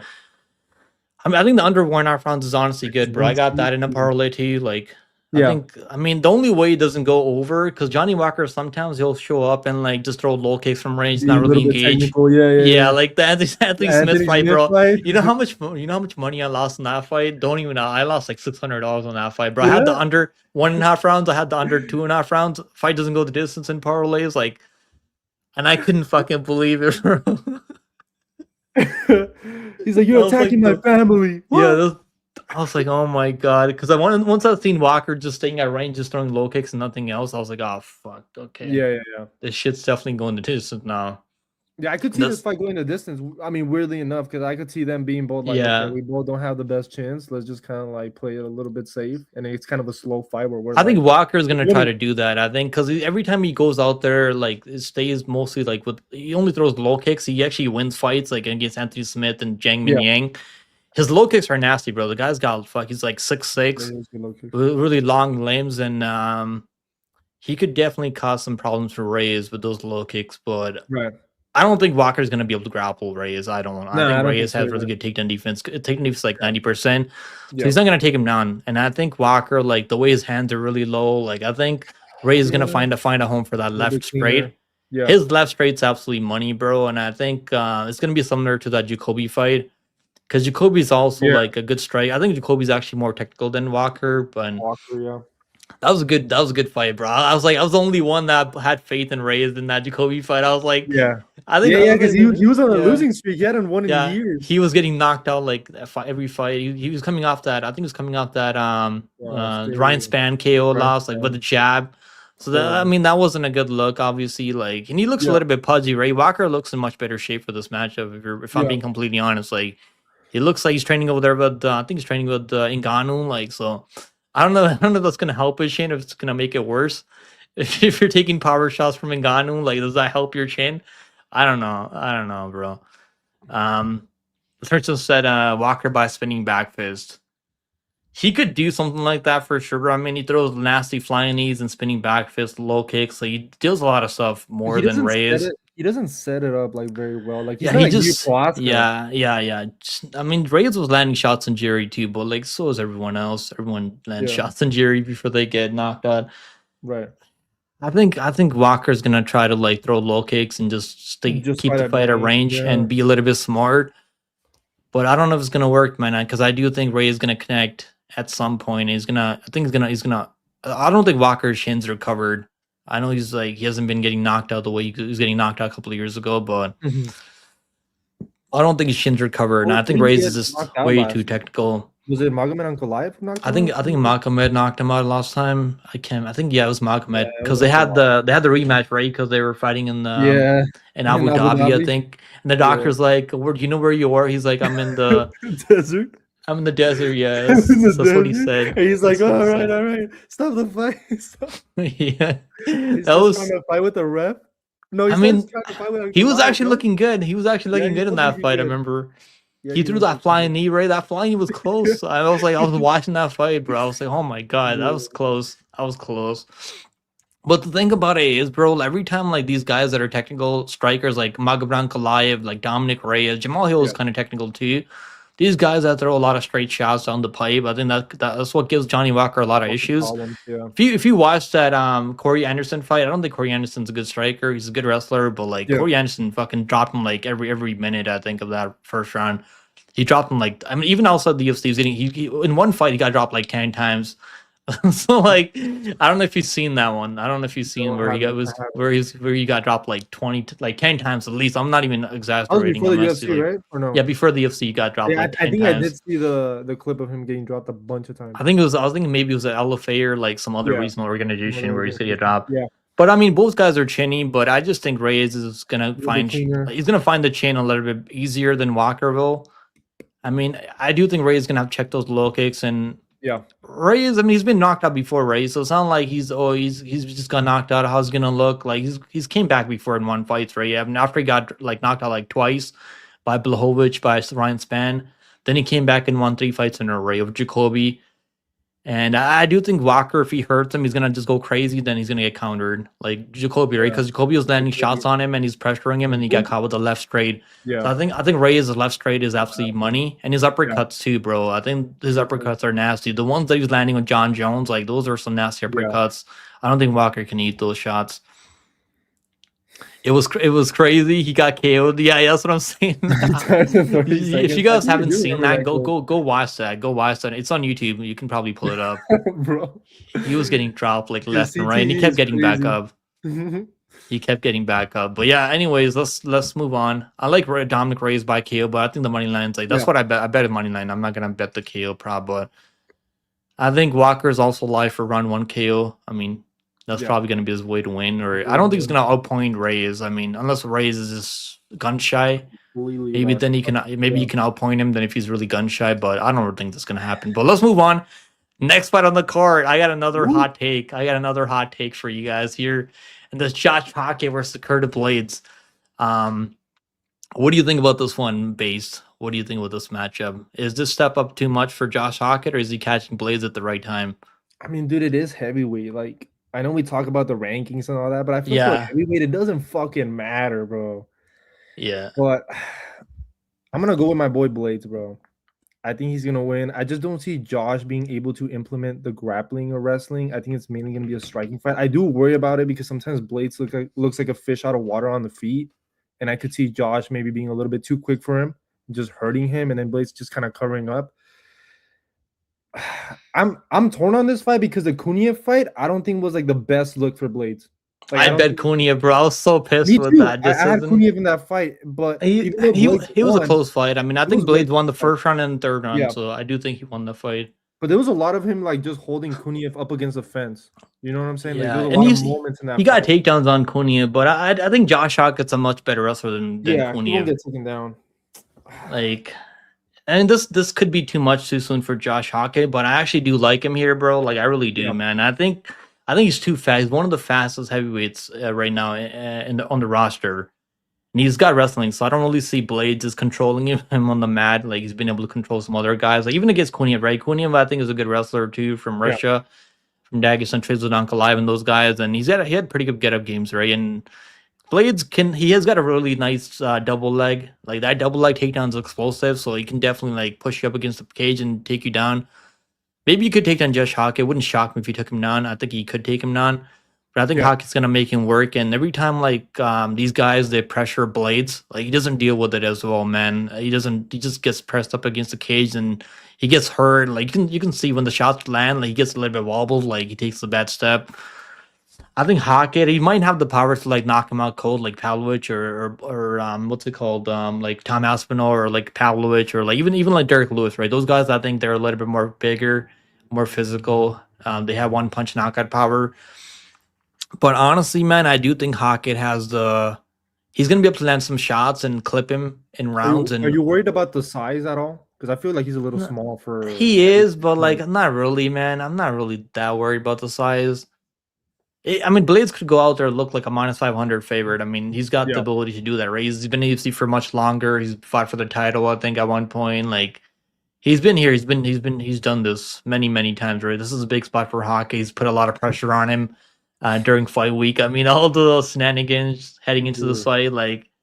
I mean, the guys. I mean, he's got people talking, right? He's funny, I like him. I mean, that's not really why I'm picking him because of shenanigans outside the cage, but I actually do think he's good enough. Like, I do worry about him being at range with the Blaydes because I do think Blaydes got better low kicks and like body kicks and stuff. Like, he's got a nice jab on him too. So I do think Blaydes is a better range fighter, but I do think Hockett's gonna get on the inside, maybe level change, just give him something to think about, land some shots over their top.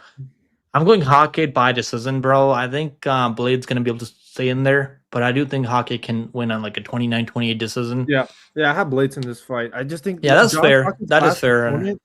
Dude, he looked awful, bro. He got knocked out by a fucking middle finger. I'm like, dude. Which one? You mean his last opponent? Yeah, Freeman's okay. I mean, he has a win over Steven Asplund. Freeman sucks, bro. Freeman to Curtis Blaydes is a crazy jump, bro. Bro, Freeman submitted, what's his name? Steven Asplund. People think Steven Asplund's the next heavyweight champion now. He's gonna be the next heavyweight champion. I'm telling you, like. No. But Gilton, right? Look at Blaydes win, right? Look, like when was the last time he actually beat someone like really dominant? The fucking Almeida one was a little bit fluky, I think, right? Because Almeida was like getting it took him down like 9 times in the first round. I mean, to be fair, he really couldn't do anything, couldn't really hold him, but he was taking him down every like in the first round, like 11 times or 9 times, something along those lines. And he really couldn't like do anything, right? And then he was just hanging on in the clinch, and that's where Blaydes are really dangerous. He throws really nice elbows to your side of your head. If you just hang on him in the clinch, try to take him down, because he's not an easy guy to take down and like control. So I don't think Hockett's gonna do that. I think Hockett's gonna feint the takedown and come over the top and land some shots. Yeah.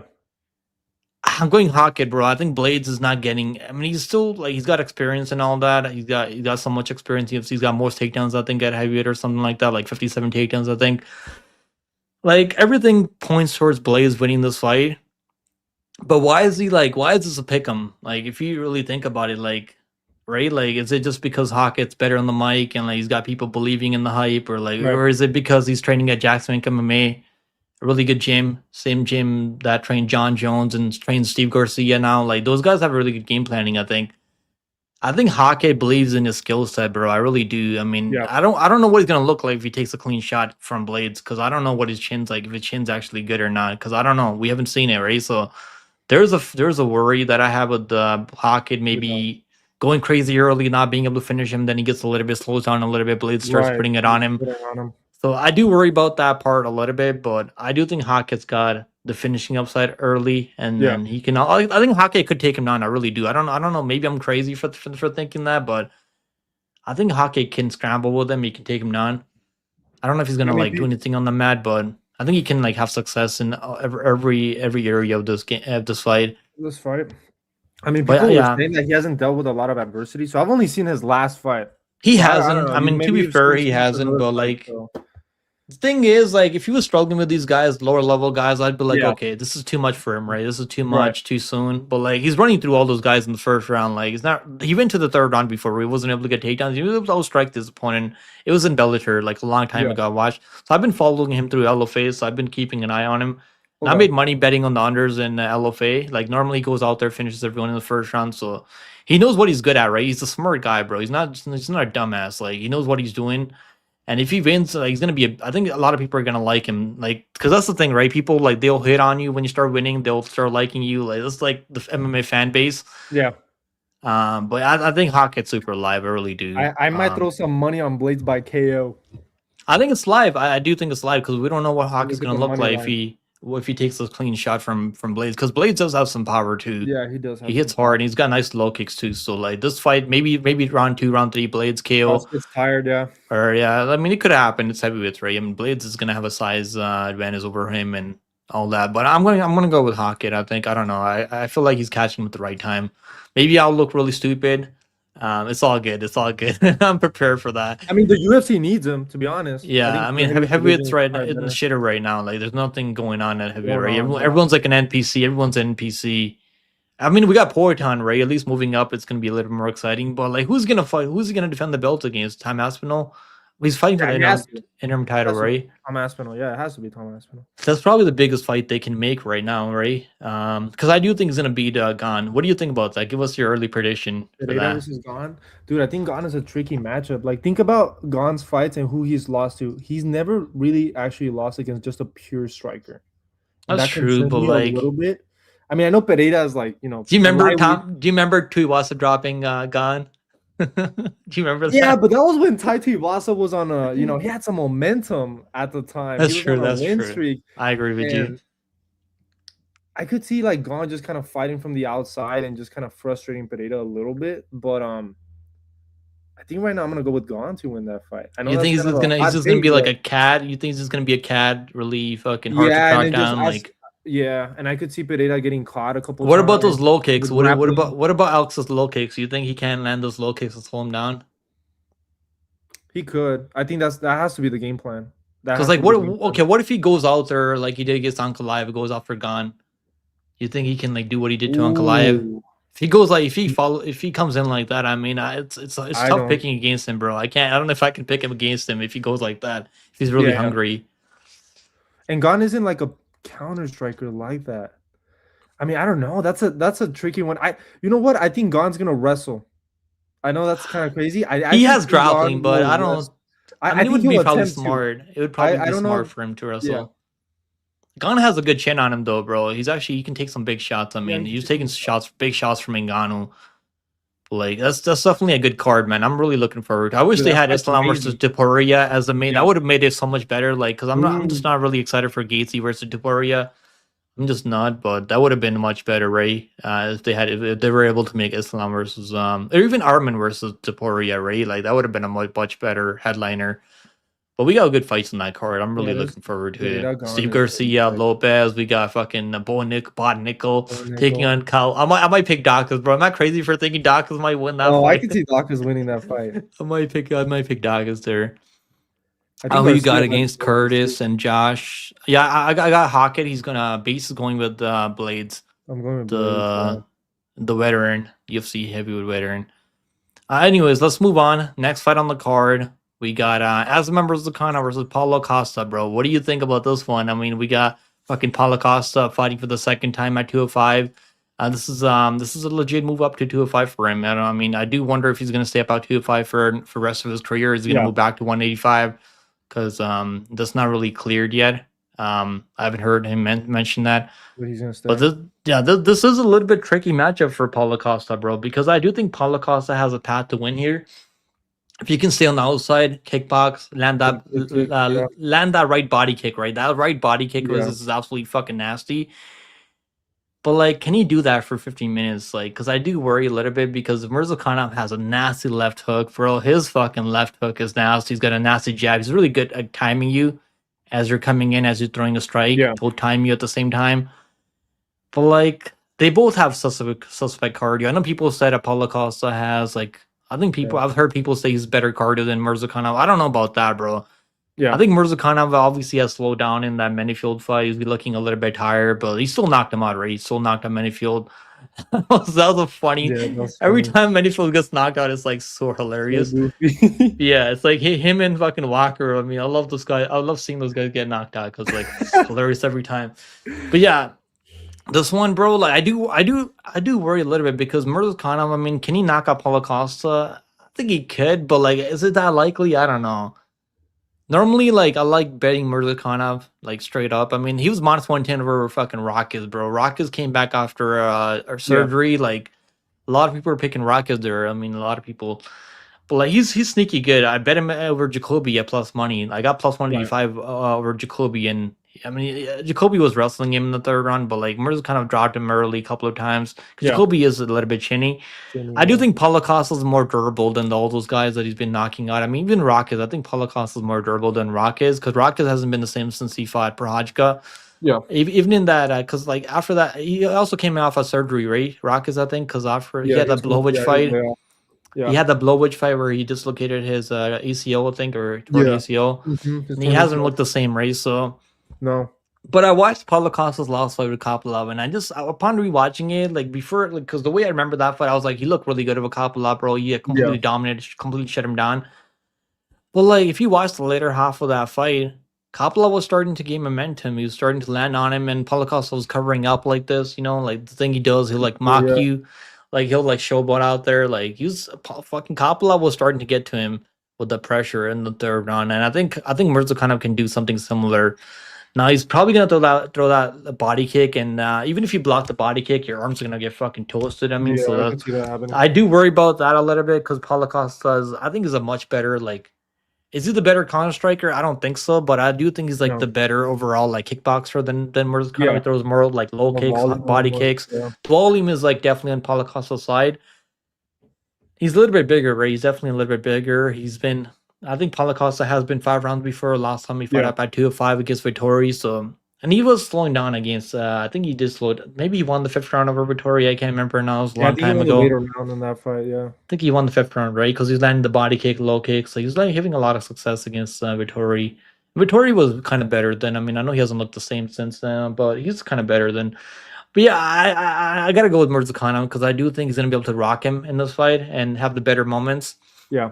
So that's what it's gonna come down to. But I do think Paulo Costa's he's got a way to win this fight. Blaydes is not, because I don't think he's gonna finish Murzakanov if he wins. I think Murzakanov has the ability. He's got a really good chin. Murzakanov has a solid chin on him, bro. Yeah.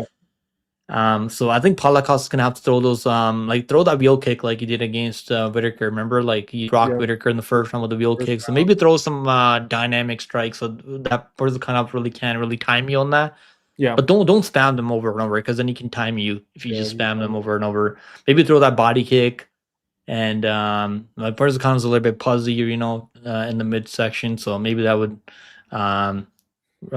help Paulo Costa take the lead. I mean, I don't know why I think this fight's gonna go the distance. Am I crazy for thinking this fight goes the distance? I think Paulo Costa. I can see that happening because I can see Paulo Costa getting rocked and not really going for it. I can just see him on the back foot and just fucking waiting around and shit. Because he does that sometimes. Every time like people start putting pressure on him, he'll just like cover up and shit, and just like throw a shot back and just like stay in there. I think Costa's pretty tough, man. I'm gonna pick Murzakanov by decision. I mean, he could knock him out. And I do have Murzakanov round 1 in a parlay, round 3 in a parlay, because I've seen Paulo Costa slow down. And I think Murzakanov, he might have a hard time tracking him down early. And he could catch him later, I think, in the 3rd round. So Kopylov was close, and I don't think Kopylov has power like Murzakanov in his hands. Kopylov's mostly like a guy who can knock you out with kicks, like his fucking kicks are nasty. And he stands right in front of you too. Yeah, Kopylov just stands right in front of you. That's exactly what he did to Costa, and he was getting pieced up. Yeah, in the first round, he got dropped a couple of times, and he was kind of scared. I don't think Murzakanov is going to be scared to engage in a firefight. I'm going Murzakanov by decision. I think Paulo Costa, it could be a 29-28 fight where Paulo Costa does win a round. Because I don't think Murzakanov is the best minute winner. He'll like take his time, doesn't really throw a lot of volume. He's a sniper.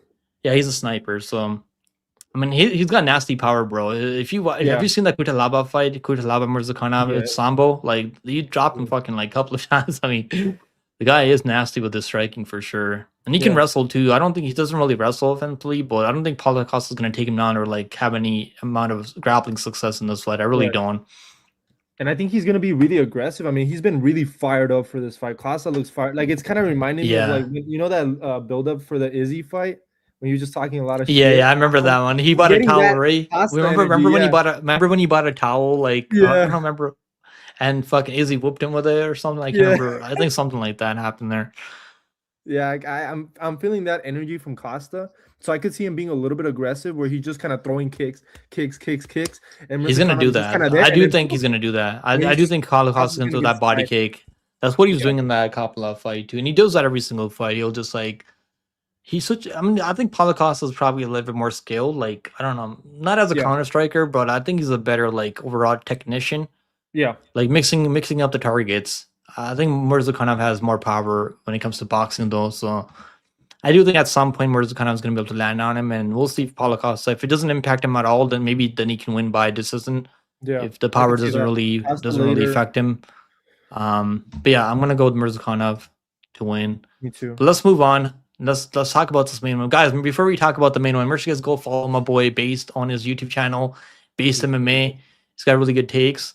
And now let's get into this this main event: Jiri Prochazka versus Carlos Ulberg. I feel like everyone's sleeping on Carlos Ulberg, man. I feel like a lot of people are sleeping on this guy. I mean, I get it. Prochazka is one of the most dangerous guys ever. He's a killer, be killed type of fighter. And as long as he's still up, standing, he's gonna fucking keep coming. And that it's hard to bet against that, right? Like when you know one guy's never gonna fucking stop with his pressure. Yeah. And Prochazka he's one of the best finishers in UFC history, right? Like he's finished every single opponent. He's never seen the scorecards in UFC, so when you're picking against someone like that is tough, man. And I mean, it is tough because like you can hurt them, you can drop them, they can keep recovering from that, like knockdowns. Prochazka has the ability to recover from knockdowns like that. And the guy's like all in, bro. This is his life. I mean, Carlos Ulberg he used to be a former stripper, I think, former male stripper. Yeah. So like he's got other stuff going on, right? Yeah, maybe him and Dan Hooker have been hanging out and shit, like. I mean, him and Izzy. What's going on at that gym? They're probably on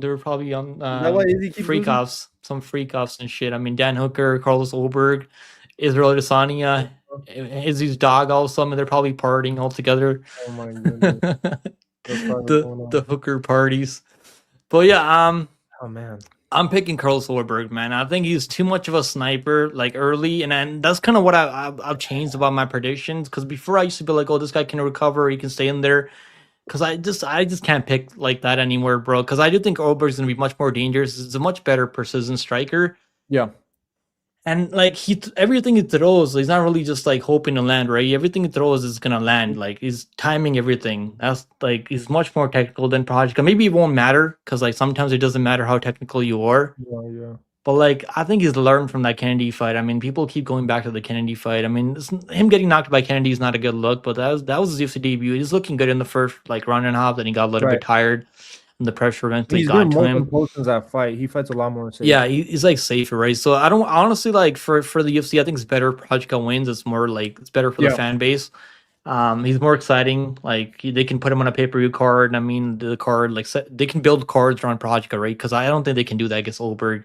Because if Ulberg fights like Ankalaev, like fuck, no one's gonna care about that fight. Yeah, that has to be like a co-main event of like a heavyweight fight. Yeah, no one's gonna give a fuck about that fight. I think. I mean, no one's gonna like. At least they don't have to sell pay-per-views anymore. Because imagine selling Ulberg versus Ankalaev. Dude, they'll probably give Khalil another title shot. That's probably. But I do think there's like exciting fights, right? As Murzakanov is probably gonna be next for the title shot. Right, that's true. If he wins, like imagine Murzakanov versus Prochazka. That would be a good fight. I would look forward to that. Murzakanov versus Prochazka. That would be a good ass fight, I think. But yeah, I'm picking Ulberg by round 2 KO because I think he's gonna be able to clip him with that left hook. Because Prochazka, like even though his head movement's definitely gotten better, in the last couple of fights, he's still like there to be hit.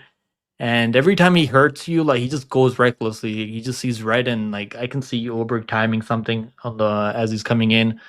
But I can also see Prochazka just knocking him out in the second, third, or fourth round. I mean, he's definitely gonna be. Prochazka, if he can withstand the power from Ulberg, I think he's not really gonna be worried about anything for Ulberg anymore. So that's what it's gonna come down to. That's kind of what I think too. The Ulberg power is he gonna be effective enough? The problem here is that like. They talk about the head movement with the Jamal Hill fight, but dude, Jamal Hill is a lot slower than Carlos Ulberg. And Jamal Hill won the second round over him too. Like, he did. He was catching him with some knees. Yeah, he was catching him. And the Khalil fight, I bet Khalil on that fight. I felt like a genius going into. I picked Khalil, but I just, bro, I got like, I wish I bet him too because a lot of people were picking. What's his name? Fucking Jamal Hill, and I was like, I don't know if I'm like maybe I'm wrong about this. Yeah, because Jamal Hill hasn't looked the same after his Achilles injury. But the thing is that like Khalil, he's very jittery, he's very spasm in the way he throws. Yeah. And I feel like Ulberg is just more composed and he doesn't waste that energy the way like I feel like Khalil tends to fade a little bit. And I feel like he's done that a few times, right? Khalil's been knocked out by guys like fucking guys that shouldn't knock him out. I mean, he's been right. Like even against Pereira, he's looking good early, then he fucking like got tired. And the pressure, he's a little bit of a chicken, I think, when he gets a little bit tired. And the Rockets fight, right? I bet Prochazka there over Rockets, and I mean that's the thing, right? That's the thing. I mean, Ulberg could be looking good, and then he just fucking breaks. I mean, so he breaks. That's the tricky part. I think that's why it's a pick him right now. I could have bet Ulberg plus 140, bro, on DraftKings like a couple of weeks ago, like maybe a month ago. It was like plus 140 for Ulberg, or like I think it was like plus one. Yeah, I think it was plus 140 because Prochazka was a big favorite opening odds. And I get it, right? He's only lost to Pereira, so. I do have a play for this one. It's a chalky play, but there's no way this fight's gonna go the distance. I mean, bet the house on put that shit in a parlay. Fight doesn't go the distance. I bet the fight ends by KO. I think that's also good, but you might as well like because it's minus 300, right? Fight ends by KO, I think. So you might as well take the fight doesn't go the distance. Imagine Prochazka gets a submission. Like I'd be sick to my stomach. Pissed, I'm gonna be pissed if that happens. Like I honestly don't think Prochazka can. I mean, maybe he could take down Ulberg because Ulberg's been taken on before by Jung.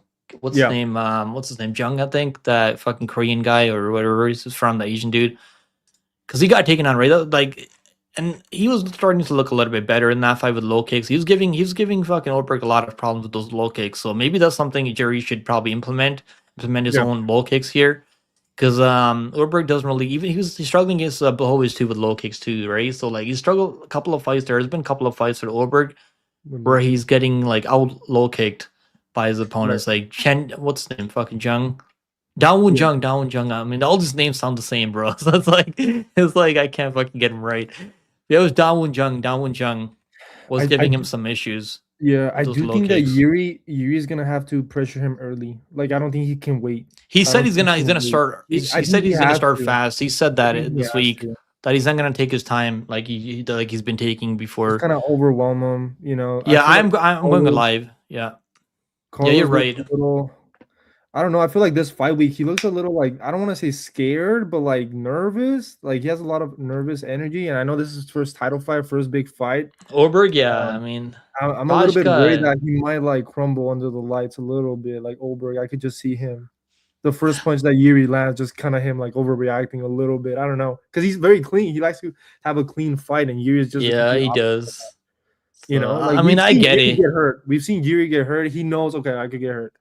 But it's like, will Carlos follow up if he hurts Yuri? You think if like he clips him and then you see Yuri kind of do I like think he's gonna follow up, but wobble he's got pretty vicious ground and and pound. boom? Like I think he does. If he drops Jerry Prochazka, I mean, Prochazka's good at like going to his back and recovering. Like even when Poitin dropped him in the first round, like he went to his back, you know, like recovered. Yeah. But the round ended though. There. And Pereira Oh won man, that fight by counter striking. If you think about it, like the way yeah. like, he beat Yuri was just by counters, and I think Ulberg can maybe replicate some of that.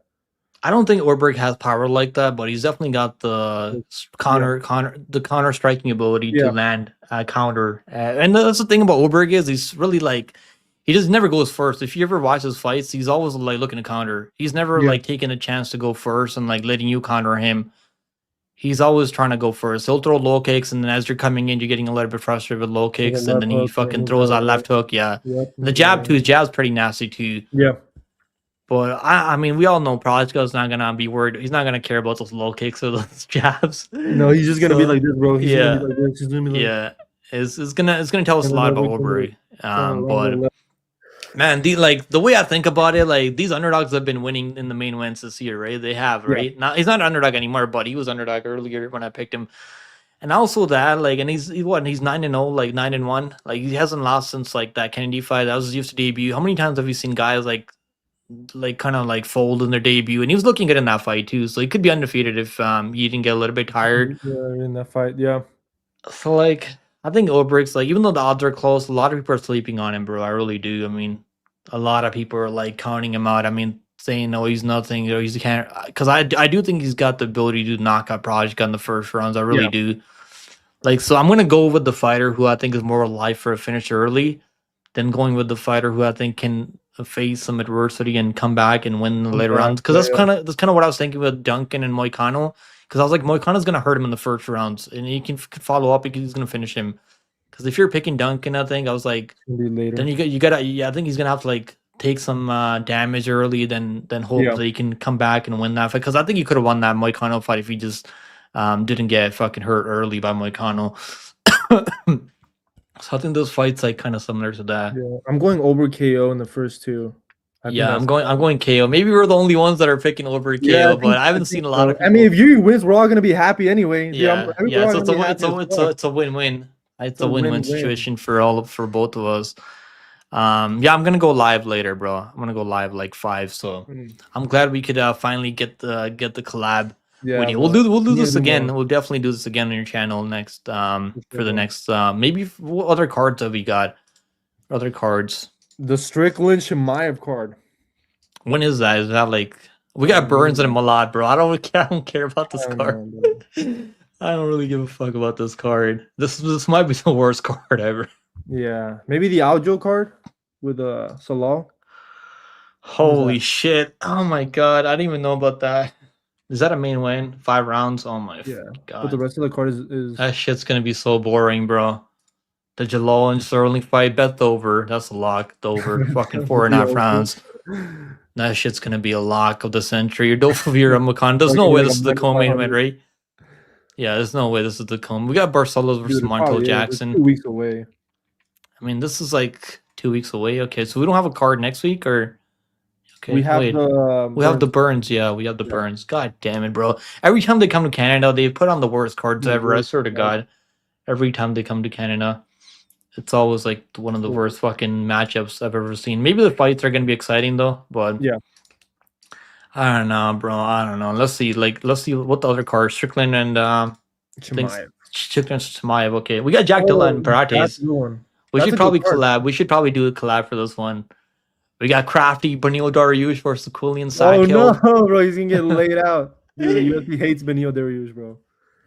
Bro, like, because wasn't he supposed to fight Torres, Manuel Torres? Yeah, He was, right? He was supposed to fight Manuel Torres before. Yeah, he was. Then It was Torres on this pulled out. card. Yeah, Torres actually pulled out. I think it was a lost. Was it this card or was it a lost card? It was for this. Oh, it might have been 326. You're right. Yeah, I think it was maybe 326 where they're supposed to fight each other. Yeah. And they used to give fucking Torres an absolute gift, and he fumbled that, right? He couldn't, like, I don't know what happened. Maybe he was injured or something like that. But yeah, Practice and Madalena is going to be a good one. We got Tim Elliott versus Steve Ursay. Okay. I think Tim Elliott's going to fucking pull that one off. I might be crazy for that. Wait, what? Tim Elliott versus Steve Ursay. Malcolm versus GM3. Tough. I mean, we got Taffer brothers still in the UFC. I don't know how the hell they're still have a UFC at least they're not on the main card, dude.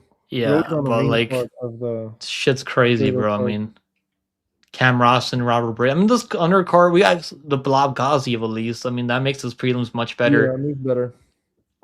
Dude, who do you have in that one? JDM and Prates. That's a good one. Bro, that's a fucking tough one, man. Because I do think JDM is more technical than Prates. Like, with his point, like, he's a little bit better boxer. But Prates has the equalizer with the power, right? With the left fucking hook. Like, his left hook is like, if you don't fucking move your head in time, you're gonna go to sleep. Like, and I do think he's got the power to knock out JDM too. As much as I like JDM, and I made money on him over Bilal, because I think you were also. I think, who were you on in that Bilal fight? Were you also on JDM? Yeah. Money, see, like, you know, Bo. You definitely know Bo. I remember, like, I posted like my tickets on Twitter, and people were like, I bet Ayman Jahabi, I bet JDM, and I bet Radtke on that card. And the only one that let me down was Radtke, and Ayman Jahabi, like, Ayman Jahabi might beat Sean O'Malley. Am I crazy for that? Dude, no, I don't think that's crazy, bro. I think the guy's like absolute dog, bro. Like, O'Malley's like, he likes to be clean, bro. Yeah, he likes to be so clean, and he's like so like Ayman Jahabi's willing to fucking just get into a dogfight and just make it dirty, and like, he's so. He could be underestimating him too, because he probably thinks Ayman Jahabi like doesn't have a lot of power. He might be underestimating him, because I feel like with Song Yudong, he was kind of like, I don't want to get hit by that guy, so he played like very, very safe. Yeah, I mean, I do think he won the. I do think he won the Song Yudong fight. I do think he won that fight pretty. It was close though. It was really close. Like, dude, I bet O'Malley, and I was like. Yeah, it came down to the third round pretty much. I mean, and obviously the UFC they wanted him to win, but Tristan said Practice gonna fix JDM's nose for him. Maybe he will. Maybe JDM's gonna save some money. I think that's a bad matchup for JDM, dude. I think that's 5 rounds, right? It's 5 rounds too. That's the thing. If it was 2 rounds, I would probably go JDM, but like and now he's underdog, so I wouldn't actually mind picking Practice. Yeah. But like, who do you think would win if Ian Gary and JDM were fighting each other? Who would you pick in that fight? Ian Gary? Yeah. And Ian Gary beat Practice, right? Like, he outstruck him and took the fight on short notice. I thought he looked good against Bilal, and Bilal, he did. I mean, Bilal, like, his takedown defense is good too, Gary. But I still would pick Islam to take him down. I think Islam's wrestling is this next level.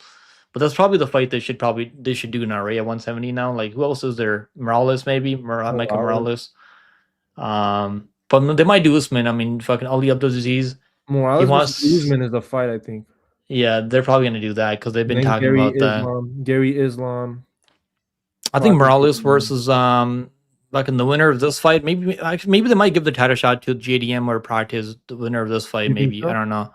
Because I think they could do that. I mean, but I think Morales probably deserves it because he knocked out Brady. Yeah, this card is good, man. It's actually a pretty good card. We got Chimaev Strickland. I mean, let's talk about this one for a little bit. Yeah, this is a fucking good card. I mean, they moved the Van and Tyra fight, which is supposed to be today. Yeah. So they moved that matchup too. Like, so who were you picking in the Van and Tyra fight? Who were you picking? I had Joshua Van later KO.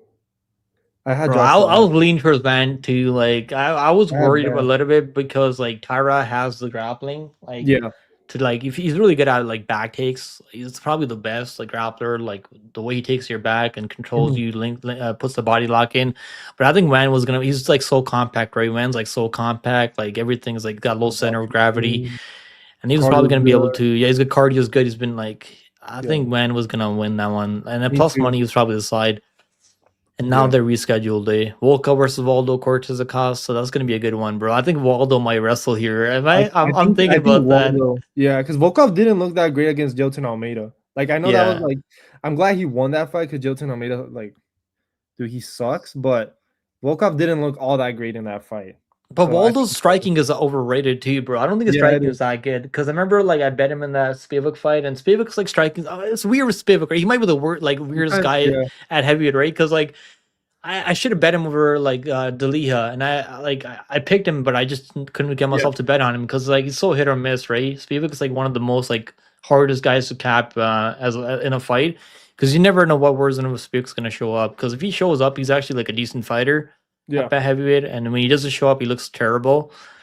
And Waldo, like I feel like he's gonna rely on his wrestling. I don't know if he's gonna be able to have a lot of success, but that's probably gonna be his game plan. He's smart, bro. He's got 11 kids to feed, so the guy's gonna come in with a pretty good game plan. Yeah. Adam said, "I think Jahabi can beat." I think the line where it is, I think he's the side, bro. I mean, no one should be paroling a Mally. Yeah. Maybe you can play a Mally KO because he's gonna be live for a knockout, I think, but. I think Jahabi just does more. Like he's just a hardworking guy, right? Yeah, just a high volume striker, and I mean he's just gonna do a little bit more. And O'Malley's defense is not all that in the striking. He gets hit. He does get hit on the feet. O'Malley, you could close. Yeah, he does. He does. Yeah, even Marab was landing shots on him in the pocket. Yeah. And he was just like, "Oh shit!" So I think he's worried about the takedowns, though. That's kind of what the factor is, also like the X factor, like him worried about the takedowns. Even against Song Yadong, I mean, Song Yadong's wrestling has gotten better, but like the way he's taking him down every single round is not a good look. Yeah, it's not like a good look. Song Yadong shouldn't be taking you down every single round like that. So it's probably like he's probably never gonna work on that, bro. Like I don't know, like he's gonna stop gooning. I think that's probably making him a little bit weak now. Him fucking. Did you hear? Again? He got that surgery too. Like, did you hear about that? Sean O'Malley. No. Fucking. I don't know. Maybe we shouldn't get into that, but like apparently he got a like. He's also in an open relationship like Ian Gary, like so like he likes having other guys come to his house and fuck his wife and all that. Like it's like something he's into, and also like he got the surgery to like expand his private part. So like. God. Oh my god, bro! Like, I mean, he's lucky the UFC loves him and like his team. Like, they really like O'Malley. Like, because if they didn't like him, they probably would have given him a Umar Nurmagomedov or like fucking Corey Sandhagen or like maybe he could. I honestly would have probably picked him or Corey Sandhagen. But I think Corey would have had the ability to mix in takedowns in that fight. So that was gonna be a little bit of a tricky. Yeah, Mario Batista, bro. I think I would pick Mario Batista to beat him. I would. I don't know. I honestly would. I think he's like so well rounded. Yeah. And he looked good, but I was happy for Mario Batista. Like the way he looked over against Oliveira, like that was a good performance. Like completely shut him down. And Oliveira's like still coping about that. Every time I see him on Twitter, like social media, I'm like talking about how he's injured and this and that. I'm not really gonna get into the specifics, but expand or like I mean, they're giving him a matchup at the White House to style on. Like, they are. I mean, he should. He should style on Ema Jahabi. Like, he's a much better technical striker. Like, he's gonna be able to land some knees, I think, and maybe can drop Ema Jahabi. But Ema Jahabi is such fucking. He just never fucking stops, bro. Like the guy is like. Am I wrong? Didn't he like hurt Aldo? I think Aldo almost knocked him out in the second. I bet him there, and I was like, he also hurt Aldo, no? Yeah, he hurt Aldo in the third round because Aldo was getting a little bit tired. Right. Yeah, that White House card's gonna be a good one, bro. But this card honestly looks good right now. Brady versus Buckley. I think Brady's gonna look good out there. I think Brady's gonna fucking have a master class against Buckley. Over Buckley. I don't think Buckley's taking defense is good. Yeah. Bobby Green versus Jeremy Stevens, like. Bobby Green. Oh my god. I'm worried about Bobby Green because like when he's like a big time favorite, he loses. I don't know. It's like tricky with Bobby Green. We got Gautier versus Ozzy Diaz, bro. They love Gautier, Teba Gautier. They love this guy. Raman Kapila versus Marco Tulio. I might fucking pick Marco Tulio in that fight, honestly. Yeah, I could see Tulio winning that one. I think Tulio could low-key win that one. Carpenter, Jose Ochoa. I mean, I don't know about that one. Basinger versus Jordan. I love this guy, Jordan Santos. He cast for me over Danny Barlow. It was a sweaty one, but he's probably getting fucking cooked in this fight. Blowich versus Bogdan Guska rematch. Yeah, they're rematching again because it was a draw, right? Last time it was a draw, Yeah. so they're rematching a little bit. McMillan is a new golden boy. He is, bro. Like, I mean, I think they're gonna give him soft matchups in UFC. I really do, because I don't think they know he's not ready for The like guy from top Walmart. level. Yeah. The McMillan guy, the guy Yeah. that beat Jacini like last week, Jacini. That Yeah. was Yeah. like, I saw that. bro. I was thinking, I was like, if there was anyone else like standing next to him, He like gets a knocked good out. counter striker, like he's Yeah, he getting gets knocked out knocked out cold, all bro. day. Like the guy is tough though. McMullen is tough though, but his striking leaves so many openings, bro. Like Not someone's only gonna works in knock your him out first bad. fight, yeah. Not only works in your first fight, and then you start fighting him. Yeah. He leaves way too many openings. I mean, maybe he's gonna get a little bit better, but like I haven't seen any improvements in the striking. But maybe the UFC's Yeah. gonna take it easy on him. I think they will take it easy on Fight. him. They'll give him like 3 or 4 more fights, and they'll like give him jump up like they did with O'Malley, right? O'Malley went from fighting like complete bums to fighting Peter Yan, a fight that he probably shouldn't have won. But I actually think they're gonna give him a title shot. I think O'Malley and Yan too is gonna happen, because I think they're gonna give O'Malley a title shot if he goes out there beats Iman Jahabi, especially if he finishes him. I think that he's getting the next title shot over Umar or like any of these other guys. So you don't think they're gonna do the Marab Peter Yan rematch? Because Marab's injured, right? Remember he broke his nose. Did you see that? Yeah. He broke his nose in training. They were gonna But I do mean, that, but I think Yan is injured too. No, he just had like surgery for his his I'm not back. sure. He had like I'm not back surgery sure. too. So he was gonna be out like until after the summer. So I think they're gonna give a. I don't think Umar's getting the next title shot. No, I don't think so, and I don't think think he they're should. like. To be honest, You don't think he should? No, And he I had don't a think boring he fight should. with Figgy, right? That was like one of the worst fights ever. I mean, the so. Mario fight wasn't that great, and Mario was the one that was trying to make that fight good. And then, Yeah, I like mean before that, Umar's rock and wrestling is good though. I mean, what he did to he like is high Mario level. Batista, But it's like the UFC has no incentive to make that guy put him in a title shot. Like if he wins, how are you gonna? Yeah, because right now, like the rematch makes more sense, right, with the Peter Yan and O'Malley. Because like you can make a case that Peter Yan won the first fight, so they could make that rematch. I think if he goes out there, I mean, he's got to go out there beat him and Jahabi. They're giving him a pretty winnable fight. I guess you're taking a risk of like make the Marab Peter Yan trilogy first, and then what if Marab wins?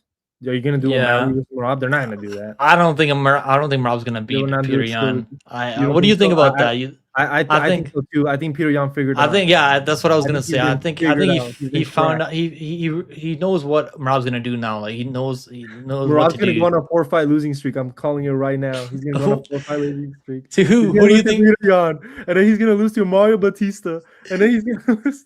That would be honestly, bro. Like I think there's so much tape on Marab now. Like people know what he's gonna do, but like I wouldn't count on Marab completely because the guy is like his will to win is just crazy, and he goes fucking like he's one of those guys not gonna stop. But even if you're beating him, his durability and his physicality, and that's the thing that starts to go. With all these raps, it's like your physicality, you know what I'm saying. So I feel like he relies a lot on that. So I feel I could see him having a bad fall off.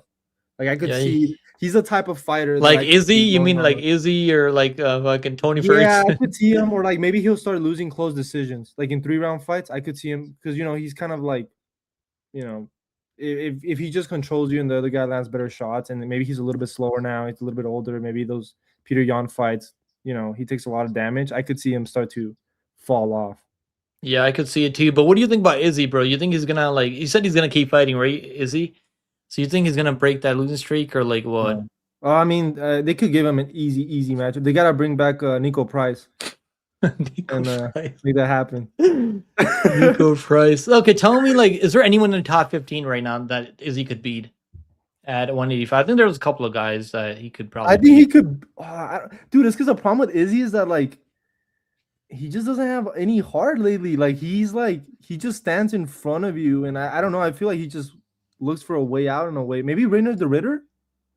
RDR, honestly, like I don't know. I would probably pick RDR grappling him. You think so? I don't know. I think he could grapple him because Izzy. I don't think he's got good takedown defense. People are saying, oh, he's got really good takedown defense, but guys that ever try to take him down, they take him down. Yeah, right? Like that's true. Let me see if I can bring it up here for a second because I remember I was looking at these stats, and I remember like people that are like good grapplers, they take him down normally. And now his takedown defense is getting worse now, I think too. Cause like the way like Pfeiffer took him down with that body lock, right? The body lock, like he wasn't going for like a single leg. Cause I think Izzy's really good at defending single legs and like double leg takedowns. Yeah. But then And then when you get that body lock, you trip him. I think down, that's like how people take him down usually. that's usually Like, okay, so like you gotta make him DDP took him mandatory. down. DDP took him down 4 times. Joe Piper took him down 2 times. Like, Yeah. I mean, Cannonier, like Robert Whitaker took him down 4 times. Robert's a striker. Vittori took him down 4 times. Like, I think Ardier could take him down. I would probably pick Ardier at this point, even though Ardier's striking is non-existent. He's so bad. Yeah. I think I would probably pick Ardier to grapple him, but maybe RoboCop. I mean, could he knock out RoboCop? I think he could, maybe. I think RoboCop knocks him out right now, bro. I think you think so? You think RoboCop would sleep him right now? Yes, because Adesanya has had the tendency nowadays. He used to just kind of fight on the outside, throw low kicks, move around, but now he's had the tendency to actually plant his feet and strike with guys. Like he did it with DDP. I mean, I know he got caught with Mavov. He did it with Joe Piper. Dude, imagine RoboCop lands a right hand on him. Like the one Imavo did, right? I mean, I think RoboCop does that more power than like Imavo though. So you're probably right on that. Yeah, I mean, Mavov is probably has more finesse, a little bit slicker with it, but dude, Adesanya's looks terrible, bro. That's why I was like, he said he's gonna keep fighting. I mean, he's just collecting paychecks at this point, bro. Why? He doesn't care about his legacy. I mean, some guys like when they start losing, they'll just retire. But like, I think he's gonna go on that Tony Ferguson run. I don't think he's gonna retire, and I think UFC's gonna keep building other guys off his name. That's what they're gonna do, right? They're paying him like couple $1 million every fight now, so they're probably gonna like. I mean, how much do you think he's making? Probably like 2 million, like close to 2 million. Yeah, he has to make 2 million. Yeah, he's probably making 2 million it's like, right now. If you're paying him that much money, you're gonna why would you take it easy on him, right? That's why they're giving Piper, like, because Dana White loves Piper, and that's kind of what I was thinking, right, from our breakdown too for that fight. I was like, there's a reason why they're giving Izzy they're not giving him a win-will fight. Yeah, because like in his prime, I think he beats Piper in his prime, but like he just doesn't care anymore, like because he doesn't have the belt to defend anymore, so he can just go out there have fun. If he loses, he doesn't give a fuck anymore. I think Izzy, he's at that point now. No way he's getting paid 2 million for a fight now. I think he is. I think he is. He's on a long contract. He's been a champion before, so former champions they get paid more money for main events. I think.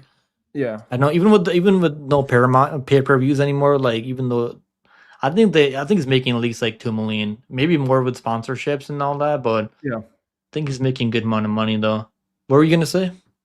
Because like somebody asked me this question too, and I was like, so do you think Adesanya's washed, or do you think the middleweight has just evolved? And I think that's like a fair question, because when I look at some of Adesanya's wins, like dude, they were like close.